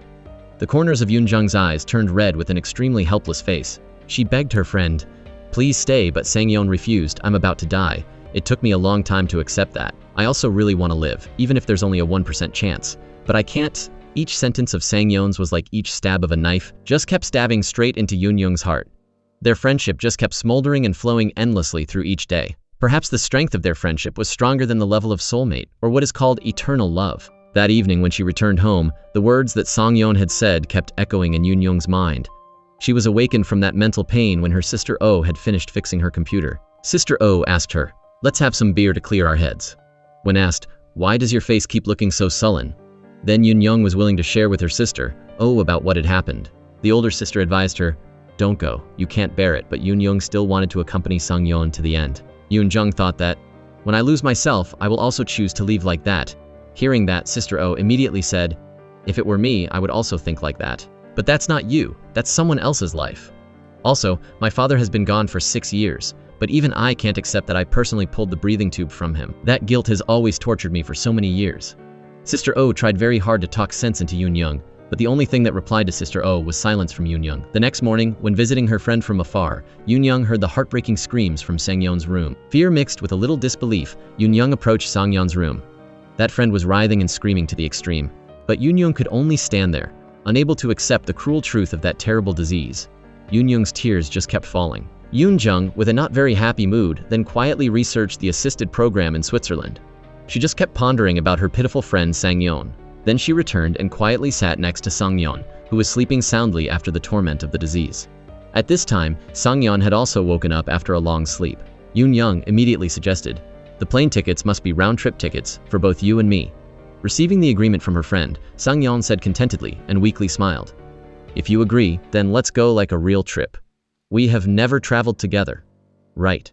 The next morning when she woke up, she couldn't help but be startled and frightened by what had happened. The pain of Sang-yeon's illness had haunted Yoon-jung to the point of fear.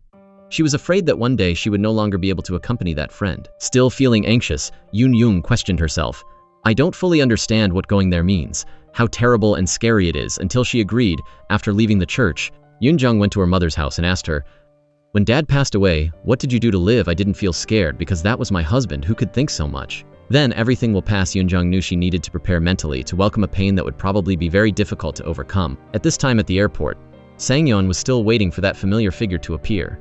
But she couldn't wait any longer, so she decided to leave alone. It was just that Yoon-jung had been standing behind waiting for her since who knows when. Yoon-jung's self-narration wrote, "Even though I don't know what the result will be, I still choose to experience this time with you." They flew straight to Switzerland, enjoying a truly peaceful life with only the two of them.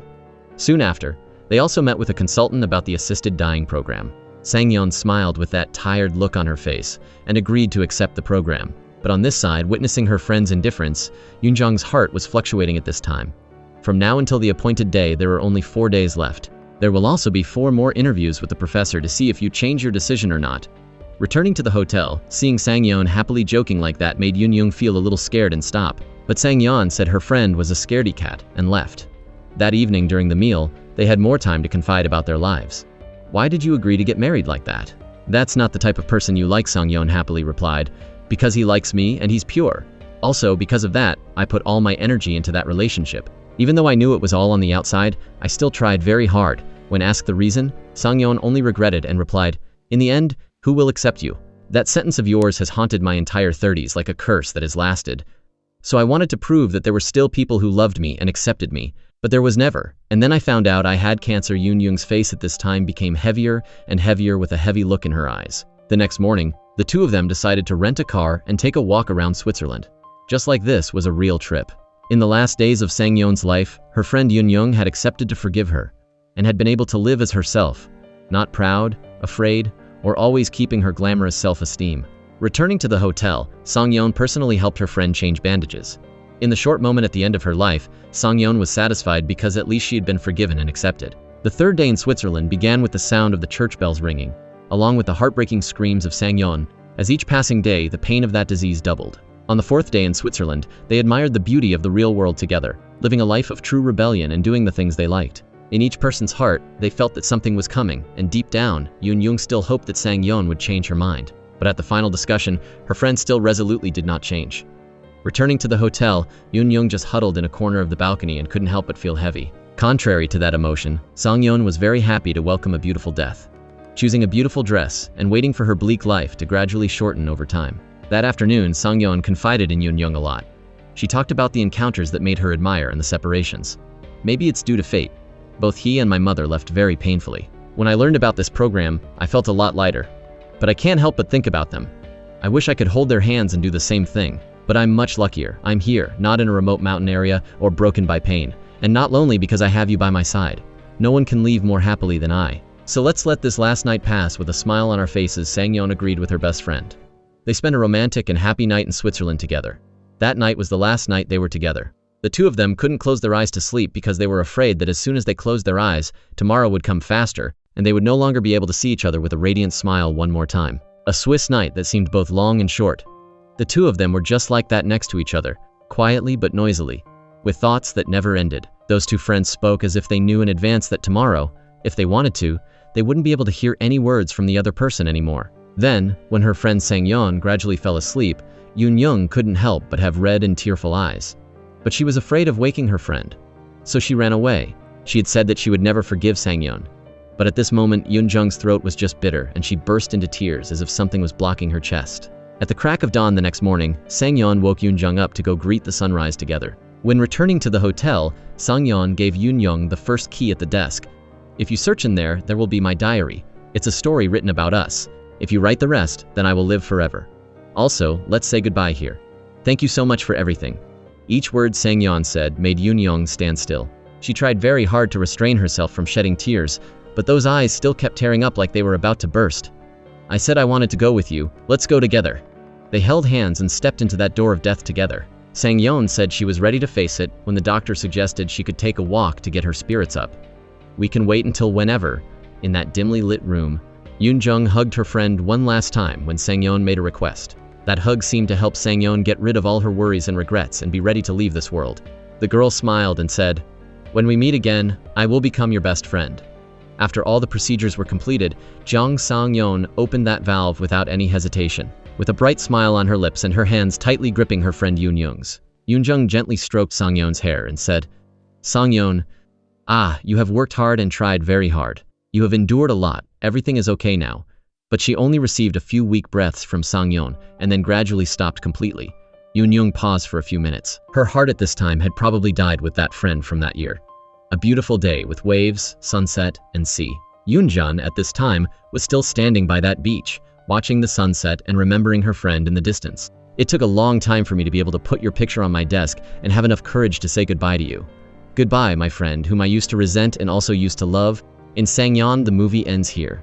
Please subscribe to the channel to watch other interesting movies.